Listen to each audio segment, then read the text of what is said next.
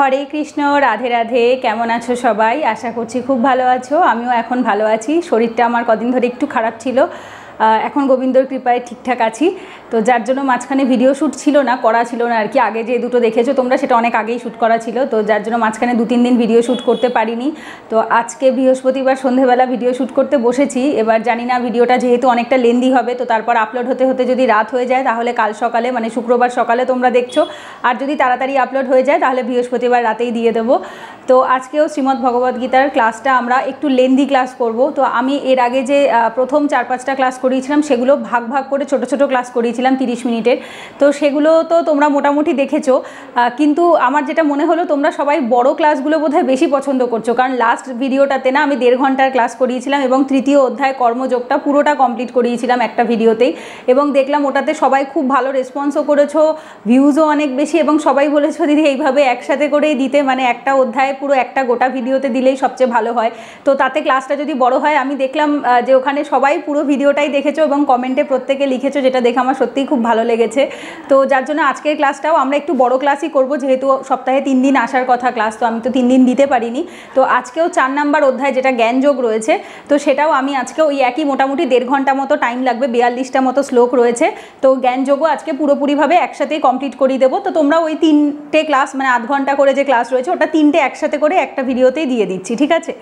আচ্ছা, তো অনেকে জিজ্ঞেস করেছিলে যে দিদি কোন বই থেকে ভগবদ্গীতার ক্লাস দাও। এটা হচ্ছে ইস্কনের যিনি আচার্য, যিনি প্রতিষ্ঠাতা শ্রীলা প্রভুপাদজির লেখা ভক্তি বেদান্ত পাবলিকেশনের আন্ডারে আসে।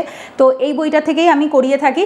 অনেকে জিজ্ঞেস করছিলে কোথায় পাওয়া যায়। এটা যে কোনো ইস্কন মন্দিরের আন্ডারে যে দোকানগুলো থাকে সেখানেই পাবে, যেমন ম্যাচলেস গিফট যেটা কলকাতায় ইস্কন মন্দির রয়েছে, তো ওখানেও পাবে। তবে আমারটা কেনা নয়, আমার এক স্টুডেন্ট আমাকে উপহার দিয়েছিল।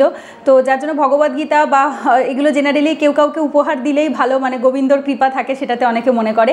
বাট যদি তোমরা নিজেরা পড়তে চাও তাহলে যে কোনো দোকানে, এবার কে কখন উপহার দেবে সেই অপেক্ষায় বসে থেকে তো লাভ নেই, যে কোনো দোকানে লোকাল যে দোকানগুলোতে কণ্ঠিমালা বিক্রি হয় সেখানে গিয়ে জিজ্ঞেস করলেও হয়তো পেয়ে যেতে পারো, ঠিক আছে? তো সেখানে খোঁজ নিয়ে দেখো, আশা করছি পেয়ে যাবে। আচ্ছা, তো চলো স্টার্ট করছি। 4র্থ অধ্যায় জ্ঞানযোগ। প্রথম যেটা আগের দিনের মতো করেই আমি বলবো, মানে প্রত্যেকটা বাংলায় যেরকম শ্লোক বলি এবং তার সাথে আমার এক্সপিরিয়েন্স বা হচ্ছে একটা উদাহরণ দিয়ে, এক্সাম্পল দিয়ে, যেরকমটা তোমরা চাও আমি সেভাবেই বোঝাবো। আচ্ছা, পরমেশ্বর ভগবান শ্রীকৃষ্ণ বললেন, শ্লোক 1, 1 নম্বর শ্লোক আমি পড়াচ্ছি। পরমেশ্বর ভগবান শ্রীকৃষ্ণ বললেন, আমি পূর্বে সূর্যদেব বিবস্বানকে এই অব্যয় জ্ঞানযোগ বলেছিলাম। বিবস্বান তা মানব জাতির জনক মনুকে বলেছিলেন এবং মনু তা ইক্ষ্বাকুকে বলেছিলেন। খুব ইম্পর্টেন্ট এটা, দেখো জ্ঞানযোগ। এই যে আগের দিন আমরা পড়লাম কর্মযোগ এবং জ্ঞানযোগে ভগবান কি বলছেন, যে আমি পূর্বে সূর্যদেব যে বিবস্বান তাকে বলেছিলেন। সূর্য যে দেবতা আর কি, তার নাম হচ্ছে বিবস্বান, ঠিক আছে? এটা মন্ত্রেও রয়েছে, যারা বৈদিক মন্ত্র শুনেছো তারা জানবে। সূর্যদেব বিবস্বানকে এই অব্যয় জ্ঞানযোগ, অব্যয় কেন? কারণ এর কোনো, এই যে জ্ঞান যে জিনিসটা, এর তো ফিজিক্যাল এক্সিস্টেন্স নেই, এটা তো বুদ্ধিতে থাকে, রাইট? জ্ঞান কোথায় থাকে? মানুষের বুদ্ধিতে বা ব্রহ্মতে থাকে, যার জন্য আমরা এটাকে কি বলি? ব্রহ্ম তালু, ব্রহ্মলোক। ভগবান কি? পরব্রহ্ম। তো যে কোনো কিছু, এই যে জ্ঞান যেটা আমাদের, সেটা হচ্ছে ব্রহ্ম। তো যার কোনো আকার হয় না, তিনি নিরাকার থাকে, তো যার জন্য জ্ঞানকে অব্যয় বলা হয়, ঠিক আছে? সো অব্যয় জ্ঞানযোগ বলেছিলাম, মানে ভগবান অলরেডি আগেই সূর্যদেবকে এই জ্ঞানযোগের কথা বলেছেন। মানে এমন নয় যে ভগবান অর্জুনকে প্রথমবার বলছেন, অলরেডি ভগবান সূর্যদেবকে আগেই বলেছেন। বিবস্বান তা মানব জাতির জনক, আমাদের যে মানব জাতির জনক, এটা আমি লাস্ট ক্লাসেও বলেছিলাম। যেরকম খ্রিস্টিয়ানিটিতে অ্যাডামকে ধরা হয়ে থাকে দ্য ফাদার হিসাবে, আমাদের হিন্দুইজমে কিন্তু আমরা মনুর সন্তান, আমরা সেটা জানি যে বিবস্বান মানব জাতির জনক, মানব জাতির যে যিনি পিতা ছিলেন, প্রথম পিতা, তিনি হচ্ছে মনু, যার নামে একটি বই রয়েছে মনু সংহিতা। তো মনুকে বলেছিলেন এবং মনু তা ইক্ষ্বাকুকে বলেছিলেন। ইক্ষ্বাকু হচ্ছে মনুর ছেলে ছিলেন, মনুর পুত্র হচ্ছে ইক্ষ্বাকু। যে ইক্ষ্বাকু ছিলেন হচ্ছে সূর্যবংশী, যে বংশটা সূর্যের থেকে যে বংশ এসছে, সেই বংশের হচ্ছে প্রথম রাজা বলতে পারো। এবং যেখান থেকেই শ্রীরামচন্দ্র বা রঘুবংশ, যাকে তোমরা জানো, রঘুবংশের যেহেতু একজন রাজা ছিলেন রঘু, এবং তারই 4 নাম্বার বা 5 নাম্বার জেনারেশনে শ্রীরামচন্দ্র মানে ভগবান রামচন্দ্রের যে জন্মগ্রহণ, এবং তিনি কিন্তু সূর্যবংশীয় রাজা ছিলেন। সেরকমই ভগবান শ্রীকৃষ্ণের যে জন্ম হয়েছিল সেটা চন্দ্রবংশীয় ছিল। তো এরকমভাবে যে আমাদের যে গ্রহ যে দেবতারা রয়েছে, বা যাদেরকে তোমরা ইংলিশে ডেমিগডস বলা হয়, বা গ্রহ দেবতা যাকে বলতে পারো, তো এই যে 9 জন গ্রহ দেবতা রয়েছে, সেই 9 জন গ্রহ দেবতাদের যে বংশ পরম্পরায়, তো সেই হিসেবে সূর্যদেবকে বলে, সূর্যদেব মনুকে বলেন এবং মনু তার পুত্র ইক্ষ্বাকুকে বলে, এবং ইক্ষ্বাকু বংশেরই রঘুবংশ, এবং সেই রঘুবংশেরই একজন রাজা ছিলেন হচ্ছে শ্রীরাম দশরথ, এবং দশরথের পুত্র শ্রীরামচন্দ্র। মানে ভগবান সেই বংশেই জন্মগ্রহণ করে, ঠিক আছে। জন্মগ্রহণ তো হয় না, ভগবান প্রকাশিত হয়, ঠিক আছে। ভগবানের জন্ম মৃত্যু বলে কিছু হয় না। তো ইক্ষ্বাকুকে বলেছিলেন। এরপরে দেখো 2 নম্বর শ্লোকে ভগবান বলছেন, হে পরন্তপ, এভাবেই পরম্পরাক্রমে প্রাপ্ত এই পরম বিজ্ঞান রাজর্ষিরা লাভ করেছিলেন, কিন্তু কালের প্রভাবে পরম্পরা ছিন্ন হয়েছিল এবং তাই সেই যোগ নষ্টপ্রায় হয়েছে। খুব ভালো ইম্পর্টেন্ট। দেখো, হে পরন্তপ, অর্জুনকে বলছে। এর আগের দিনও ভগবান অনেকবার অর্জুনকে পরন্তপ বলেছে। এভাবেই পরম্পরাক্রমে যে কোনো জ্ঞান যখন আসে তখন পরম্পরা থাকাটা খুব ইম্পর্টেন্ট। ইভেন এই যে শ্রীমদ্ ভগবদ্গীতা, এই জ্ঞান, এখানে আমি আগের দিনও তোমাদের একটা ভিডিওতে দেখিয়েছিলাম, বলেছিলাম যে যখন আমরা ভগবদ্গীতা খুলি, প্রথম মুখবন্ধ যেখানটাতে শেষ হচ্ছে 39 নম্বর শ্লোকে, 39 নম্বর পেজে, এই ভগবদ্গীতার আমি বলে দিচ্ছি, 39 নম্বর পেজ যেখানে শেষ হচ্ছে সেইখানেই পরের পেজটাতেই তোমরা পাবে হচ্ছে গুরু শিষ্য পরম্পরা, ঠিক আছে। আমি দেখে বলছি, এই যে 39 নম্বর পেজে গুরু শিষ্য পরম্পরা। ভগবান শ্রীকৃষ্ণ ব্রহ্মাকে, ব্রহ্মা নারদকে, নারদ ব্যাসদেবকে, ব্যাসদেব মাধবাচার্যকে, মাধবাচার্য পদ্মনাভকে, নৃহরিকে, তারপর মাধবকে, অক্ষভ্যকে, জয়তীর্থকে, জ্ঞান সিন্ধু, দয়ানিধি, বিদ্যানিধি, রাজেন্দ্র, জয়ধর্ম, পুরুষোত্তম, ব্রহ্মণ্যতীর্থ, ব্যাসদেব, লক্ষ্মীপতি, মানবেন্দ্রপুরী, ঈশ্বরপুরী, শ্রী চৈতন্য মহাপ্রভু, 22 নম্বরে রয়েছে শ্রী চৈতন্য মহাপ্রভু, শ্রীরূপ গোস্বামী, শ্রী রঘুনাথ দাস, শ্রী কৃষ্ণদাস কবিরাজ গোস্বামী, শ্রী নরোত্তর দাস ঠাকুর, শ্রী বিশ্বনাথ চক্রবর্তী ঠাকুর, তারপর শ্রী জগন্নাথ দাস বাবাজি মহারাজ, শ্রী ভক্তি বিনোদ ঠাকুর, শ্রী গৌরী কিশোর দাস বাবাজি মহারাজ, শ্রীল ভক্তি সিদ্ধান্ত সরস্বতী ঠাকুর, মানে প্রভুপাদজির যিনি গুরুদেব ছিলেন, শ্রীল অভয়চরণাবৃন্দ ভক্তি বেদান্ত স্বামী প্রভুপাদ। তো এই যে দেখতে পাচ্ছ যে জ্ঞানটা বা শ্রীমদ্ ভগবদ্গীতার জ্ঞান ভগবান শ্রীকৃষ্ণ থেকে স্টার্ট হয়েছে। সেখান থেকে ভগবান শ্রীকৃষ্ণ প্রথম ব্রহ্মাকে, মানে ব্রহ্মা যিনি রয়েছেন আর কি, ব্রহ্মা বিষ্ণু মহেশের যে ব্রহ্মা পিতামহ আমরা যাকে বলি, তিনি তাকে বলেন এবং তার পুত্র নারদকে বলেন। তো এইভাবে করে পরপর পরম্পরাক্রমেই আসে। তো এই যে জ্ঞানটা না, এটা একজন গুরু শিষ্য পরম্পরাতেই একজন লব্ধ করতে পারে। তো সেইটাই কিন্তু ভগবান স্বয়ং নিজে এই শ্লোকে বলেছে, হে পরন্তপ, এভাবেই পরম্পরাক্রমে, পরম্পরা একটা জেনারেশন আর একটা জেনারেশনকে শেখায়, প্রাপ্ত এই পরম বিজ্ঞান। এটা কি পরম বিজ্ঞান? তো তার যেহেতু আমরা জ্ঞান যোগ পড়ছি, সো জ্ঞান এবং বিজ্ঞান আমরা দুটোভাবে জ্ঞান লব্ধ করতে পারি। তো সেইটাই বলছে ভগবান যে এই পরম বিজ্ঞান রাজর্ষিরা, যেহেতু এরা প্রত্যেকে রাজবংশীয় ছিলেন। ইভেন আমরা পরে ভগবদ্গীতাতেও দেখব যে ভগবান বলে, আমি যে মানুষ রয়েছে, যত মানুষ রয়েছে তাদের মধ্যে আমি রাজা। এক একটা জায়গায় ভগবান নিজেকে এক এক রকমভাবে বলে, যে অক্ষরের মধ্যে আমি ওম, যে সাইনগুলো থাকে তার মধ্যে আমি ওম, পশুদের মধ্যে আমি সিংহ, তারপরে হচ্ছে মানুষের মধ্যে আমি রাজা। তো এইভাবে ভগবান নিজেকে রিপ্রেজেন্ট করে। সেখানেও আমরা দেখতে পাবো যে বিজ্ঞান রাজর্ষিরা লাভ করেছিলেন, কারণ তখনকার দিনে না রাজাদেরকে এই জ্ঞানগুলো বেশি দেওয়া হতো, কারণ রাজারা অ্যাডমিনিস্ট্রেশন চালাতো, প্রজাদেরকে চালাতে হবে। তো রাজাদের এই জ্ঞান বিজ্ঞান থাকাটা খুব দরকারি ছিল। তো যারা প্রশাসন চালাবে, এই বর্তমান দিনে এত অরাজকতা আমরা কেন দেখতে পাই? কারণ যারা প্রশাসন চালায় তাদের মধ্যে না পুঁথিগত বিদ্যা আছে, না ভগবানের দেওয়া এই যে শিক্ষা, ভগবদ্গীতার জ্ঞান, সেটুকুও তাদের মধ্যে নেই, কোনোটাই নেই। না পুঁথিগত বিদ্যা ঠিকঠাকভাবে রয়েছে, তারা প্রত্যেকেই কোনো না কোনোভাবে আর কি বলতে পারো যেভাবে খুশি চলে এসছে। তো যার জন্যই অ্যাকচুয়ালি আমাদের এত অরাজকতা, এত খারাপ সিচুয়েশন আমরা দেখতে পাচ্ছি। তো কিন্তু কালের প্রভাবে পরম্পরা ছিন্ন হয়েছে। কালের প্রভাবে এই যে পরম্পরাটা আসছিল সেটা মাঝখানে নষ্ট হয়ে গেছিলো। সেই জন্য ভগবান আবার অর্জুনকে 5000 5500 বছর আগে মহাভারতের যুদ্ধের সময় তখন এই জ্ঞানটি ভগবান আবার অর্জুনকে দেয়, যাতে এই পরম্পরাটা আবার বজায় থাকে, ঠিক আছে। এবং তাই সেই যোগ নষ্টপ্রায় হয়েছে। এই যে যোগটা, মানে এই যে ভগবানের জ্ঞান, যে জ্ঞান যোগের কথা আমরা বলছি, সেই জ্ঞান যোগ নষ্ট হয়ে গেছে। কারণ কি, এখন মাঝখানে ঠিকমতোভাবে এটা পরম্পরাক্রমে চলেনি। সেই জন্য ভগবান আবার অর্জুনকে এই পরম্পরা দেওয়ার জন্য আবার আসে। এইখানে কিছু সময়কাল আছে যেটা আমি একটু তোমাদের সাথে শেয়ার করব অতি অবশ্যই, কারণ এটা আমার বলা না, এটা শ্রীলা প্রভুপাদজি তাৎপর্যতেই লিখেই দিয়েছিলেন। এটা আশা করি অনেকে জানো, কেউ জানো না। যারা জানো না তাদের জন্য বলছি, আমাদের যে কলিযুগ, ঠিক আছে, 4,32,000 বছরের কলিযুগ, দাপর যুগ ছিল 8 লক্ষ বছরের, এবং ত্রেতা হচ্ছে 12 লক্ষ বছরের, টোটাল হচ্ছে, আর সত্যযুগ যেটা, সেটা বোধহয় 17 লক্ষর কাছাকাছি ছিল, ঠিক আছে। তো এই যে মনু তার পুত্রকে প্রায় 20,05,000 বছর আগে জ্ঞানটা দিয়েছিলেন। এবং তারপর দেখো বর্তমান মনুর আয়ু, টোটাল বর্তমান মনুর আয়ু কত? 30,53,000 বছর, 30,53,000 বছর। এগুলো মানুষের সময়। তো মানুষের সময় আর ভগবানদের সময় ডিফারেন্ট হয়, ঠিক আছে। আচ্ছা, তো তার মধ্যে 12,04,00,000 বছর অতিবাহিত হয়ে গেছে। এবং এখানে বলা হচ্ছে দেখো, যে এই ভগবদ্গীতার জ্ঞান ভগবান 20 লক্ষ বছর আগেই দিয়েছিলেন। কাকে? মনুকে বা বিবস্বান মনুকে এবং মনু ইক্ষ্বাকুকে। কিন্তু আবার 5,000 5,500 বছর আগে, ঠিক আছে, তো আবার ভগবান অর্জুনকে এই জ্ঞানটি দেয়, যাতে কিনা এই যে পরম্পরাটা নষ্ট হয়েছে সেটা যেন নষ্ট না হয়, আবার কন্টিনিউ হয়। এরপর 3 নম্বর শ্লোকে সেই সনাতন যোগ আজ আমি তোমাকে বললাম, কারণ তুমি আমার ভক্ত ও সখা, তাই তুমি এই বিজ্ঞানের অতি গূঢ় রহস্য হৃদয়ঙ্গম করতে পারবে। ভালো করে বোঝো, এই সনাতন যোগ, সনাতন কেন? সনাতন মানে শাশ্বত, যার কোনো শেষ নেই, ইটার্নিটিকে বলা হয়ে থাকে, মানে যেটা শুরু আছে, কোথায় শুরু কোথায় শেষ, অন্ত নেই যার, ঠিক আছে? তো সেটা কেউ জানে না। সনাতন যোগ আজ আমি, এবং এগুলো যোগ, দিজ অল আর কল্ড যোগ, কারণ যোগ কথাটার মানে কি? ভোগের ঠিক উল্টো। ভোগ মানে হচ্ছে যেখানে আমাদের তৃপ্তির কথা আমরা ভাবি, আর যোগ মানে হচ্ছে সমস্ত কিছুতে থেকেও যেখানে তুমি নেই, মানে সন্ন্যাস নেওয়া, ঠিক আছে? এবার সন্ন্যাস নেওয়ার জন্য সবাই আমরা পড়বে, একটু বাদেই পড়বো। এক ধরনের সন্ন্যাস হয় যেটা সংসার ত্যাগ করে বাইরে সব কিছু ছেড়ে চলে যায়, আর একটা হয় তুমি সংসারের থেকেও সব কিছুর থেকে ডিটাচ থাকবে, দ্যাট ইজ কল দি সন্ন্যাস। এবং এটাই এক প্রকার যোগ, যে সব কিছুতে থেকেও কোনো কিছুর মধ্যে থাকে না, দ্যাট ইজ যোগ। আজ আমি তোমাকে বললাম, গোবিন্দ কাকে বলছে? অর্জুনকে বলছে, কারণ তুমি আমার ভক্ত ও সখা। তার মানে এই জ্ঞান আহরণ করতে গেলে তোমাকে ভগবানের ভক্ত হতে হবে, সখা হতে হবে, বা ভগবানকে বিশ্বাস করতে হবে। যে ভগবানকে বিশ্বাস করে না, যে ভগবানের পায়ে সমর্পিত নয়, বা ভগবানকে সম্পূর্ণরূপে নিজেকে সারেন্ডার করেনি বা ভক্ত হতে পারেনি, সে এই জ্ঞান কখনো আহরণ করতে পারে না বা কখনো শুনতে পারে না।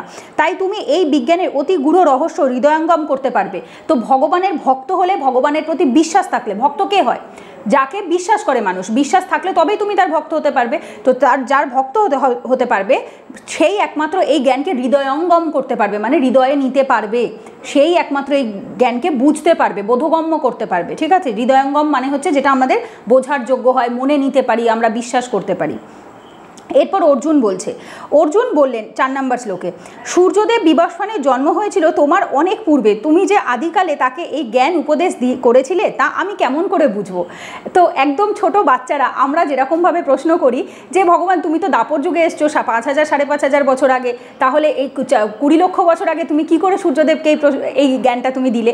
অর্জুনের যে প্রশ্নটা, অর্জুনের এই প্রশ্নটা কিন্তু অ্যাকচুয়ালি আমাদের মনের প্রশ্নকেই রিপ্রেজেন্ট করে। অর্জুন যে জানতেন না তা নয়, নরনারায়ণ যে শুনে থাকবে, নর এবং নারায়ণের যে রূপটি আর কি রয়েছে ভগবান নারায়ণের, সেইখানে যে নর যিনি রয়েছে তিনি কিন্তু অর্জুন, ঠিক আছে? অর্জুনই পরে দাপর যুগে নররূপে আর কি অর্জুন রূপে আসে। তো তিনি ভগবানকে অলরেডি জানে, কিন্তু তারপরেও ভগবানই তাকে এক ধরনের লীলা করার জন্য, আমাদেরকে এই প্রশ্নের উত্তরগুলো দেওয়ার জন্য, বা একটা আমাদের মনে যে প্রশ্নগুলো আসতে পারে, অর্জুন ঠিক অ্যাজ ইট ইজ একদম সেম সেই ধরনেরই প্রশ্ন ভগবানকে করেছেন, যাতে আমরা ভগবানের মুখ থেকে যে উত্তরগুলো জানতে চাই ঠিক সেই উত্তরগুলোই যাতে আমরা পাই। তো এই অর্জুন বলছে যে বিবস্বান জন্মগ্রহণ করেছে 20 লক্ষ বছর আগে, তো তুমি তো 5000 বছর আগে এসছো, তুমি কি করে, মানে এখন তুমি রয়েছো, তুমি কি করে বললে তাকে এই জ্ঞানটা, এবং আমি কি করে তা জানবো, আমি কি করে বুঝবো যে তুমি তাকে এই জ্ঞানটা আগে বলেছো? তো 4 নম্বর শ্লোকে অর্জুন এটা বলছে, কারণ ভগবান আমাদেরকে এই উত্তরটা দেবেন বলেই প্রশ্নটা অর্জুন করেছে। এবার দেখো 5 নম্বর শ্লোকে পরমেশ্বর ভগবান বললেন, হে পরন্তপ অর্জুন, আমার ও তোমার বহু জন্ম অতিবাহিত হয়েছে, আমি সেই সমস্ত জন্মের কথা স্মরণ করতে পারি, কিন্তু তুমি পারো না। আমি আগে প্রত্যেকটা ক্লাসে বারবার বলেছি, ভগবান সমস্ত কিছু জানেন, আমরা আমাদের বিস্মৃতি হয়, মানে আমরা আগের স্মৃতি ভুলে যাই, পূর্বেরটা ভুলে যাই, ভবিষ্যতেরটা আমরা জানি না, আমরা শুধুমাত্র বর্তমানে আমি যেটুকু শরীরে রয়েছি সেটুকুই, বর্তমান মানে এই আজকের দিনটুকুই জানি, কালকে কী হবে আমি সেটুকুও জানি না। ইভেন প্রভুপাদ যেখানে খুব সুন্দর একটা এক্সাম্পল দিয়েছে, যেটা আমি নিজেও ভেবে দেখলাম যে সত্যিই তো তাই। আমাদেরকে জিজ্ঞেস করো গতকাল সন্ধ্যেবেলা আমরা এক্স্যাক্ট কী করেছি আমরা বলতে পারবো না, বা 3 দিন আগে 4 দিন আগে ঠিক দুপুরবেলা তুমি কি করছিলে, সন্ধ্যাবেলা তুমি কি করছিলে জিজ্ঞেস করো, মনে করতে পারবে না এক্স্যাক্ট আমি কি করছিলাম। তো আমাদের এই ছোট ছোট বিস্মৃতিগুলো অবধি হয়, মানে আমরা ছোট বয়সের হয়তো টুকটাক বড় ইভেন্টগুলো মনে রাখতে পারি, বাট 2-1 দিনের ছোটোখাটো দৈনন্দিন জিনিসগুলো আমরা মনে রাখতে পারি না।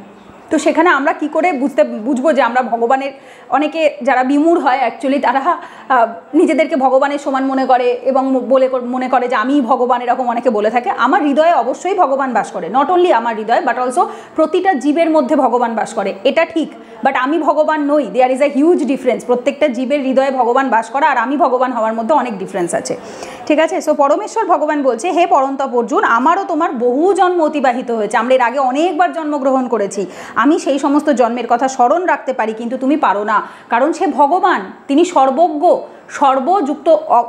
জ্ঞান, গো কথাটা আসে বর্গের জয় ইয়, এটা আসে জ্ঞান থেকে, যে সমস্ত কিছুর জ্ঞান যার মধ্যে রয়েছে, যে সমস্ত কিছু মনে রাখতে পারে, যার বিস্মৃতি হয় না, ঠিক আছে?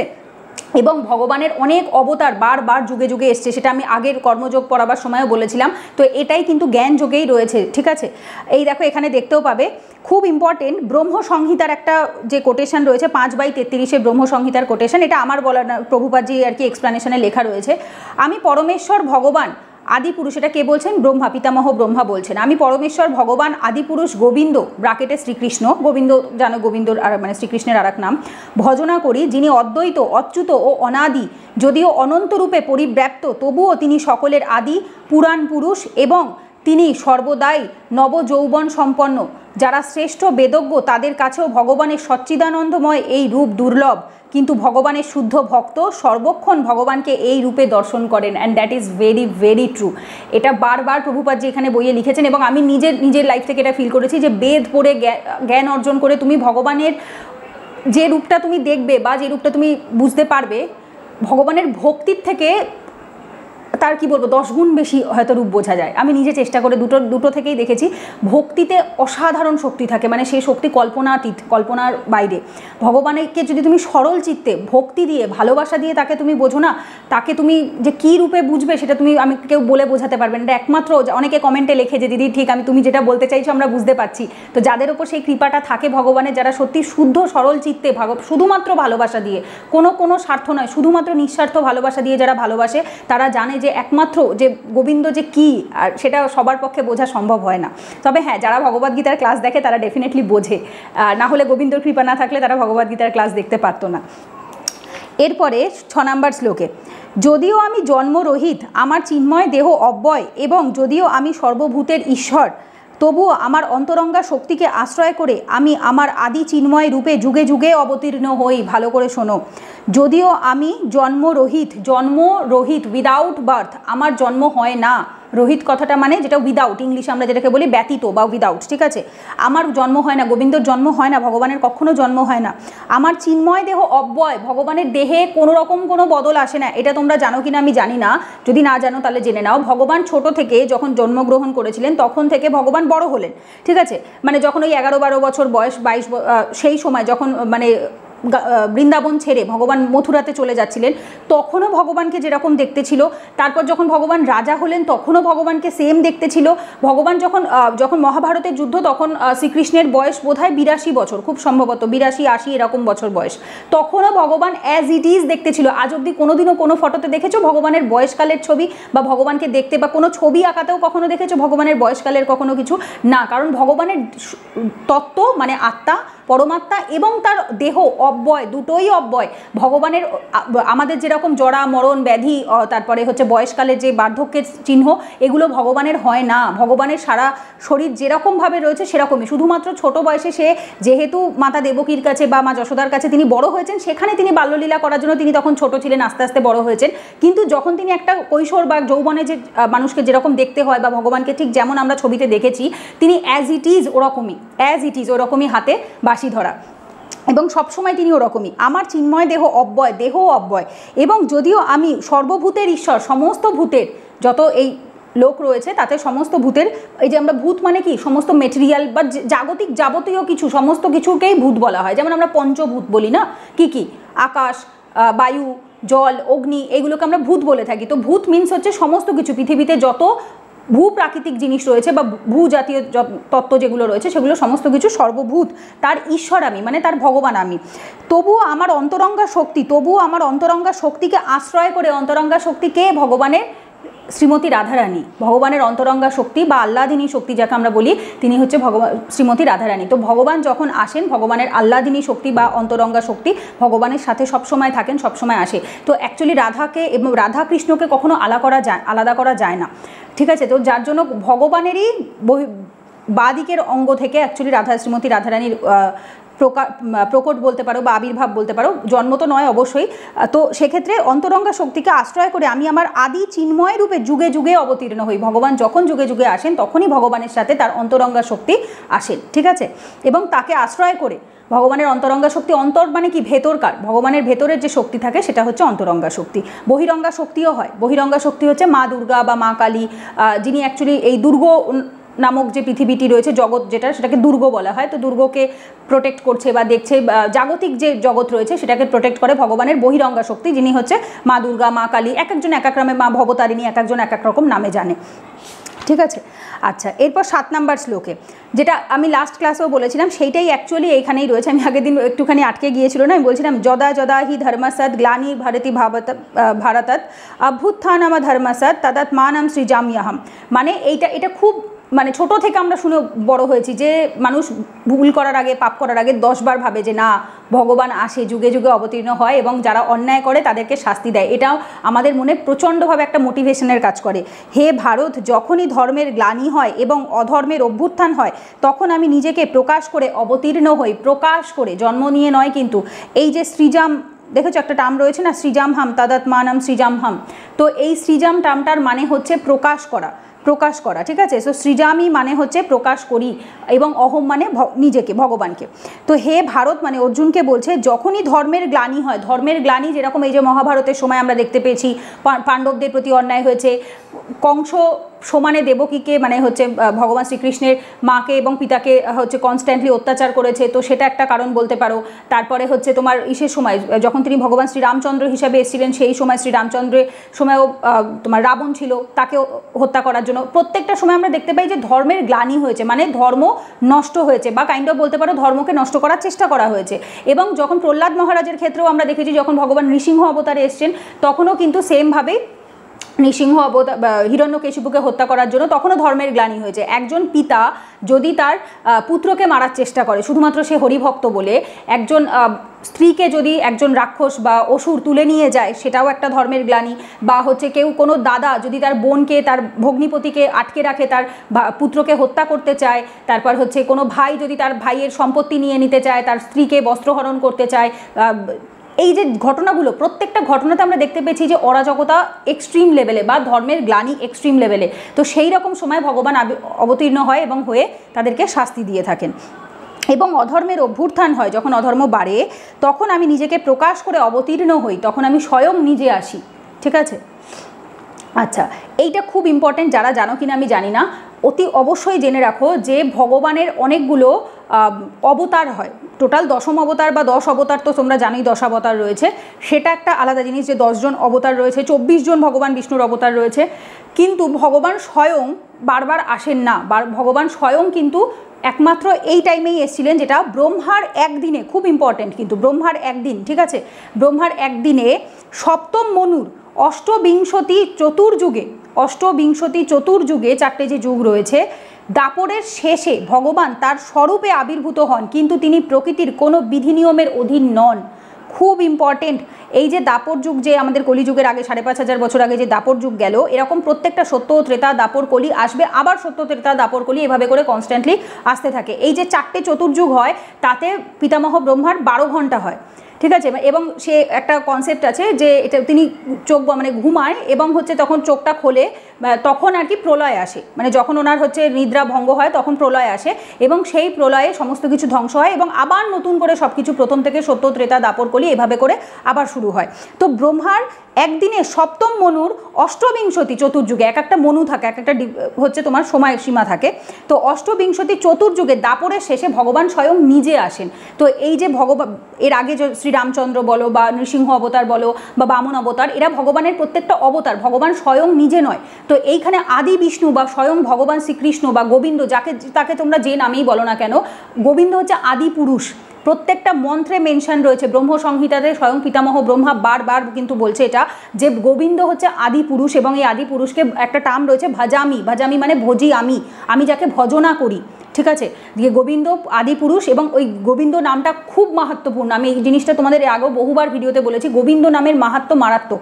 গোবিন্দ আদি পুরুষ, তো সুতরাং গোবিন্দকে যারা আদি পুরুষ রূপে বা আদি বিষ্ণু রূপে চেনে, বা সেই জ্ঞানটা যার মধ্যে এসছে সেই পরতত্ত্ব জ্ঞানী হয়, ঠিক আছে।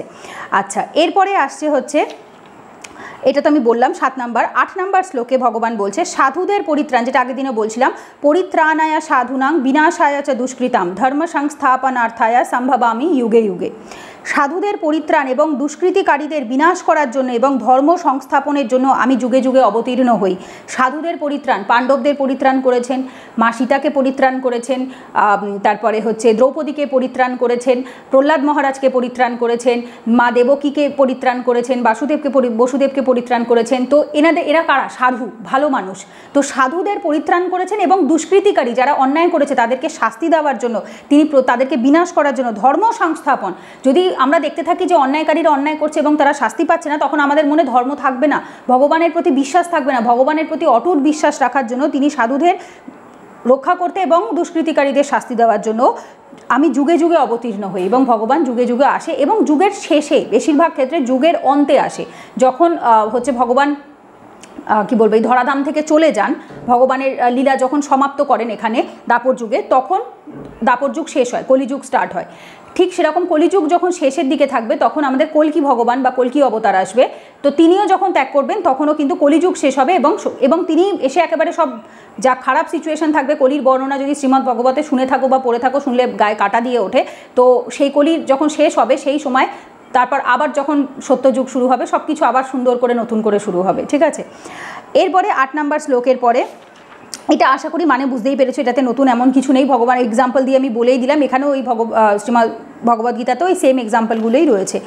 আচ্ছা, এরপর 9 নম্বর শ্লোকে, হে অর্জুন, যিনি আমার এই প্রকার দিব্য জন্ম ও কর্ম যথাযথভাবে জানেন, তাকে দেহত্যাগ করার পর পুনরায় জন্মগ্রহণ করতে হয় না, তিনি আমার নিত্যধাম প্রাপ্ত হন।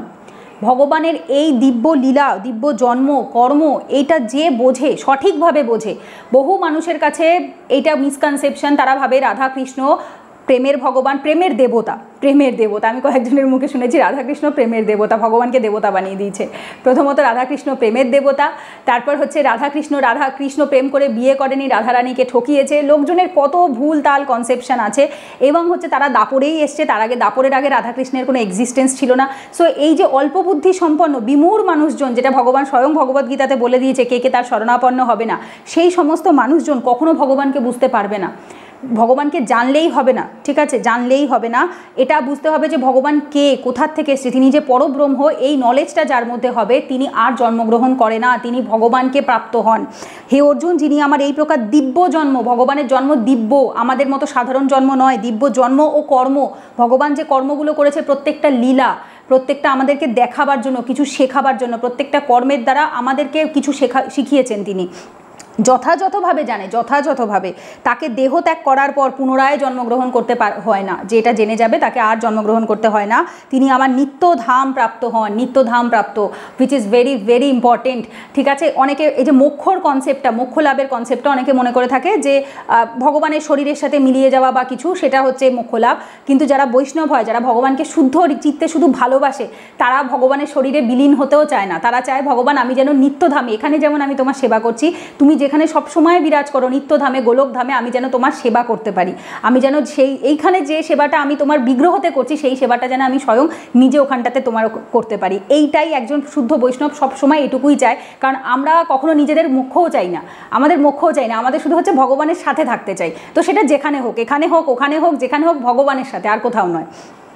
তো এটা হচ্ছে 9 নম্বর শ্লোকে গেল। এরপর 10 নম্বর শ্লোকে, আসক্তি, ভয় ও ক্রোধ থেকে মুক্ত হয়ে, আসক্তি, মায়া, মোহ, যেটাকেই বলো না কেন, কোনো কিছুর প্রতি অ্যাটাচমেন্ট, ইংলিশে আমরা বলি অ্যাটাচমেন্ট, ভয় মোটেই ঠিক নয়, ক্রোধও ঠিক নয়, রাগও ঠিক নয়, থেকে মুক্ত হয়ে, তিনটের থেকেই ডিটাচ হতে হবে, সম্পূর্ণরূপে আমাতে মগ্ন হয়ে, যার জীবন পুরোটাই গোবিন্দময়, যেটা এখানে লেখা থাকে কৃষ্ণ ভাবনামৃত, যার ভাবনাতে, যার মাথায়, বুদ্ধিতে, মনে সবসময় কৃষ্ণ থাকে, এবং এইটাকে অমৃত পানের সমান বলা হয়।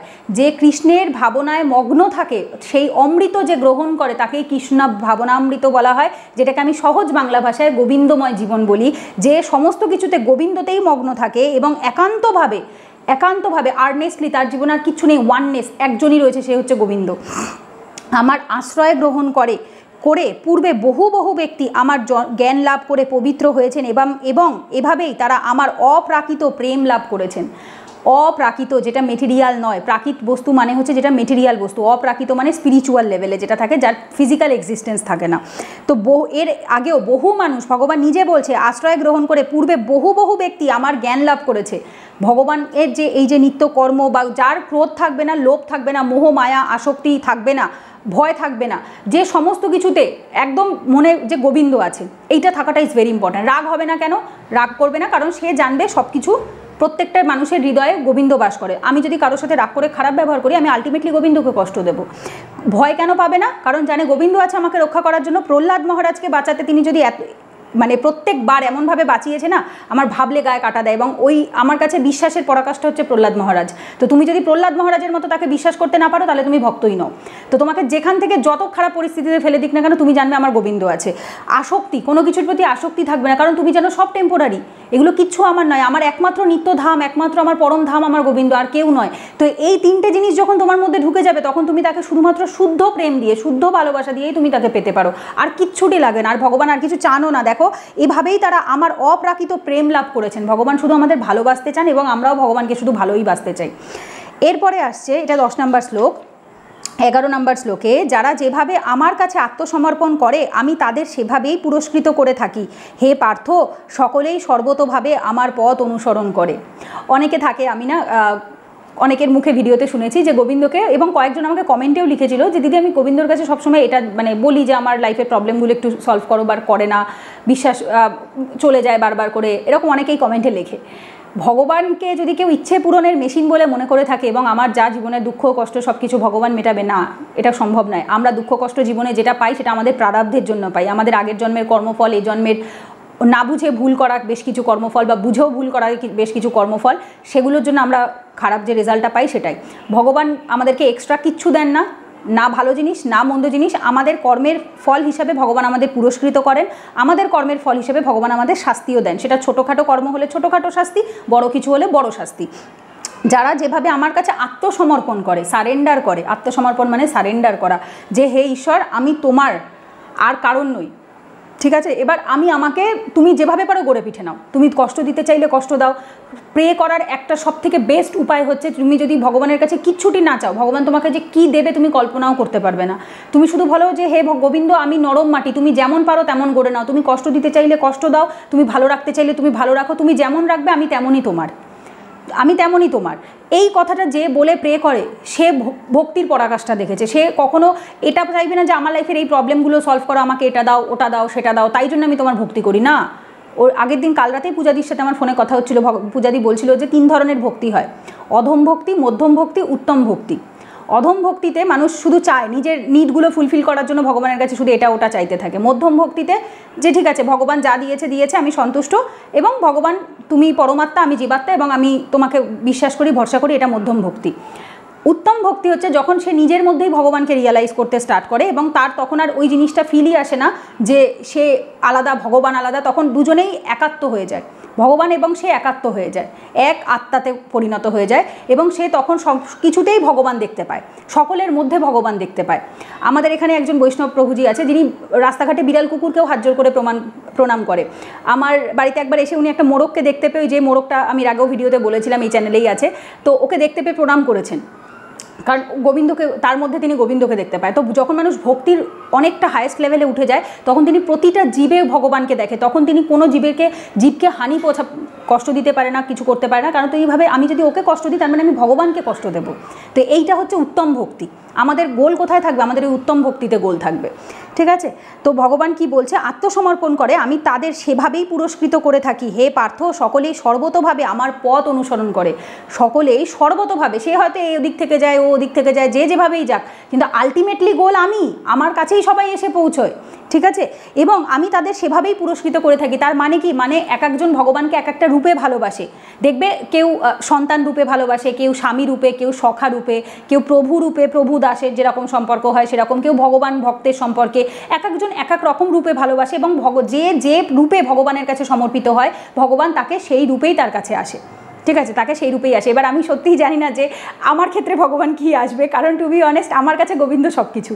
আমি জগন্নাথ দেবকে যজ্ঞ দাদা বলি, আমার দাদা, কারণ আমার লাইফে টু বি অনেস্ট আমি নিজের এক্সপিরিয়েন্সটা শেয়ার করতে পারি। আমার লাইফে এমন কেউ নেই যাকে আমি বলতে পারি যে গোবিন্দ এই রোলটা না এই মানুষটা খুব ভালো প্লে করে দিয়েছে, সো দ্যাটস ওয়াই আমি এই জায়গাটাতে তোমাকে চাই না। এমন কোনো আমার লাইফে এমন একটা মানুষও নেই, না আমার বাবা মা, না আমার উডবি হাজব্যান্ড, কেউ নয় যে জায়গাটা গোবিন্দকে কেউ রিপ্লেস করতে পারে। আমার মনে হয় আমার বাবা মাও গোবিন্দ, আমার হাজব্যান্ডও গোবিন্দ, আমার বন্ধুও গোবিন্দ, আমার দাদা ভাই বোন, আমার সন্তান, আমার ইচ অ্যান্ড এভরিথিং গোবিন্দ। এবার আমি জানি না গোবিন্দ আমাকে কী রূপে অ্যাকসেপ্ট করবে, বাট আমি গোবিন্দকে সব কিছুতেই গোবিন্দই দেখতে পাই, আর কিছুই দেখতে পাই না। এবং আমার মনে হয় কোনো মানুষ গোবিন্দর রিপ্লেসমেন্ট হতেই পারে না, যে এই একটা রোল অন্তত একটা মানুষ ভালোভাবে কমপ্লিট করে দিয়েছে আর বাকিটা ঠিক আছে ভগবান অন্য কোনো রোল প্লে করে দিক, বাট না, আমার কাছে মনে হয় গোবিন্দ আমার সব কিছু। গোবিন্দ সবকটা রোল একমাত্র গোবিন্দই বেস্ট প্লে করতে পারে, আর কেউ পারে না, আর কেউ পারে না, মানে গোবিন্দর থেকে ভালো কেউ নয়, মানে এটা আমার নিজের পার্সোনাল ফিলিং থেকে আমি বললাম, বাট এক একজনের ক্ষেত্রে অনেক এক এক রকম থাকে, বাট আমার জীবনে আমার মনে হয় প্রত্যেকটা জায়গাতে গোবিন্দই সবার ওপরে, তারপর সবাই তার নিচে। তো এটা গেল 11 নম্বর শ্লোক। এরপর 12 নম্বর শ্লোকে ভগবান বলছেন, আচ্ছা 12 নম্বর শ্লোকে, এই জগতে মানুষেরা সকাম কর্মসমূহের সিদ্ধি কামনা করে থাকে এবং তাই তারা বিভিন্ন দেবদেবীর উপাসনা করে। সকাম কর্মের ফল অবশ্যই অতি শীঘ্র লাভ হয়। মানুষ যখন সকাম কর্ম চায়, মানে কোনো কর্ম করে রেজাল্ট চায়, গোবিন্দ কি বলেছে, কর্ম করে রেজাল্ট চাইলে তাকে কি বলে, কৃপণ বলে, ঠিক আছে। নিষ্কাম কর্মই একমাত্র মানুষের আত্মাকে শুদ্ধ করতে পারে, সকাম কর্ম কখনো সেটা পারে না। আর যদি কেউ কর্ম করে তার ফল চায় তাকে কৃপণ বলা হয়। তো সেই সকাম কর্ম করে এই জগতে যে মানুষটা সকাম কর্মের সিদ্ধি কামনা করে, যে আমি কাজ করব তার রেজাল্ট পাবো, তখন তারা কোনো দেবী দেবতার উপাসনা করে, কারণ দেবদেবীরা খুব সহজেই তুষ্ট হয়ে যায়। দেবদেবীদের কাছ থেকে আমরা মেটেরিয়াল বেনিফিট খুব বেশি পাই। তুমি এই জিনিস চাইবে তো তার জন্য এর ব্রত করো, ওর উপবাস করো, এই করো সেই করো, এটা করলে তুমি ওটা পাবে, ওটা করলে তুমি সেটা পাবে। এইভাবে করে মানুষ কি করে, সকাম কর্মের জন্য দেবতাদের যে পুজো করে থাকে তাদের পুজো করে থাকে, ঠিক আছে। দেবতারা কোথায় থাকে, দেবলোকে থাকে। আর ব্রহ্মলোক ইজ ডিফারেন্ট, ব্রহ্মলোককে কেউ দেবলোকের সাথে তুলনা করতে যেও না, ভুলেও ভাবতে যেও না, ঠিক আছে। তো ব্রহ্মলোকে ভগবান থাকে, দেবলোকে দেবতারা থাকে, দেবদেবীরা থাকে, এবং তাদেরকে আমরা পুজো করি কেন, সকাম কর্মের রেজাল্টের জন্য, কিছু পাওয়ার আশাতে, যে আমি এটা চাই তো আমি এটা পুজো করব, ঠিক আছে। বা ওই যে অনেকে থাকে না, ভগবান ঠাকুরের কাছে যায়, গিয়ে বলে এই মনস্কামনাটা যদি পূরণ করে দাও, আমি এই বলি দিয়ে, পাঠা বলি দিয়ে পুজো দেবো, চালকুমড়ো বলি দিয়ে পুজো দেবো।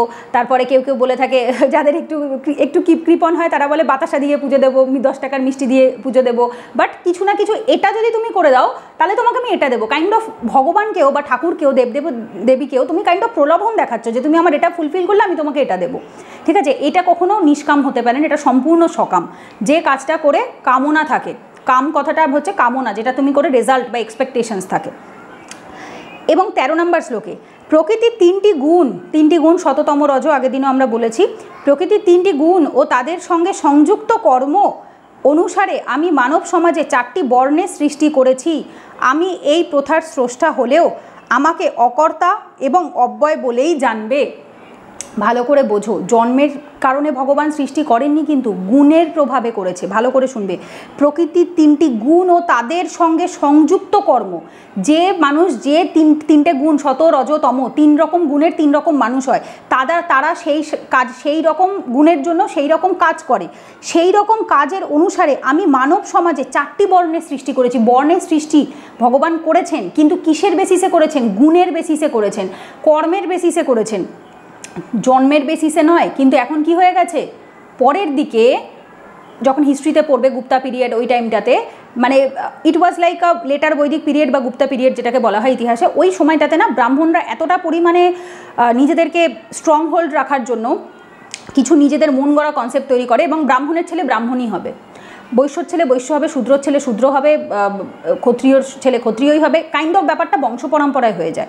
বাট ব্রাহ্মণ কথাটার মানে কি, ব্রহ্মর থেকে ব্রাহ্মণ কথাটা এসছে। ব্রহ্ম মানে বুদ্ধি, যে ব্রেনকে কাজে লাগিয়ে, বুদ্ধিকে কাজে লাগিয়ে, ব্রহ্ম তালুকে কাজে লাগিয়ে যে কোনো কিছু করে। যেমন কেউ যদি কিছু অ্যাস্ট্রোলজি করে, কেউ পড়াশোনা করে, কেউ কাউকে পড়ায়, কেউ গুরু হয়, কেউ টিচার হয়, কেউ স্পিরিচুয়াল অরাটার হয়, ভগবানের ভক্তি প্রচার করে, এই কাজগুলো ব্রাহ্মণের কাজ।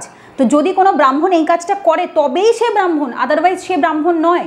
এই কাজটা যদি কোনো শূদ্রের ছেলে বা মেয়ে করে তাহলে সেও ব্রাহ্মণ, সে তার গুণে ব্রাহ্মণ হয়েছে, সে জন্মে ব্রাহ্মণ হয়নি। সো জন্মের ব্রাহ্মণত্বকে ডিসকার্ড করো, গুণের ব্রাহ্মণত্ব যদি থাকে তবে তুমি ব্রাহ্মণ। গুণের যদি তুমি, আজকে দেখবে অনেক মিলিটারি, আমাদের ভারতবর্ষে বর্তমানে যেটা আমরা দেখতে পাই, মিলিটারি যারা দেশকে রক্ষা করছে, আইপিএস অফিসাররা, পুলিশ যারা রয়েছে, অ্যাডমিনিস্ট্রেশন চালাচ্ছে, এরা অ্যাকচুয়ালি কি, এরা অ্যাকচুয়ালি ক্ষত্রিয়। এদের গুণ অনুসারে এরা ক্ষত্রিয় হতেই পারে, তারা শূদ্রর ফ্যামিলির থেকেও আসতে পারে, হতে পারে তারা ব্রাহ্মণ ফ্যামিলির থেকেও আসতে পারে, ডাজন্ট ম্যাটার। বাট তাদের গুণে, তাদের কর্মে তারা ক্ষত্রিয়, কিন্তু কারণ রক্ষা করছে, ক্ষত্রিয়র কাজ দেশকে রক্ষা করা, অ্যাডমিনিস্ট্রেশন চালানো। সো এটা তার গুণের জন্য।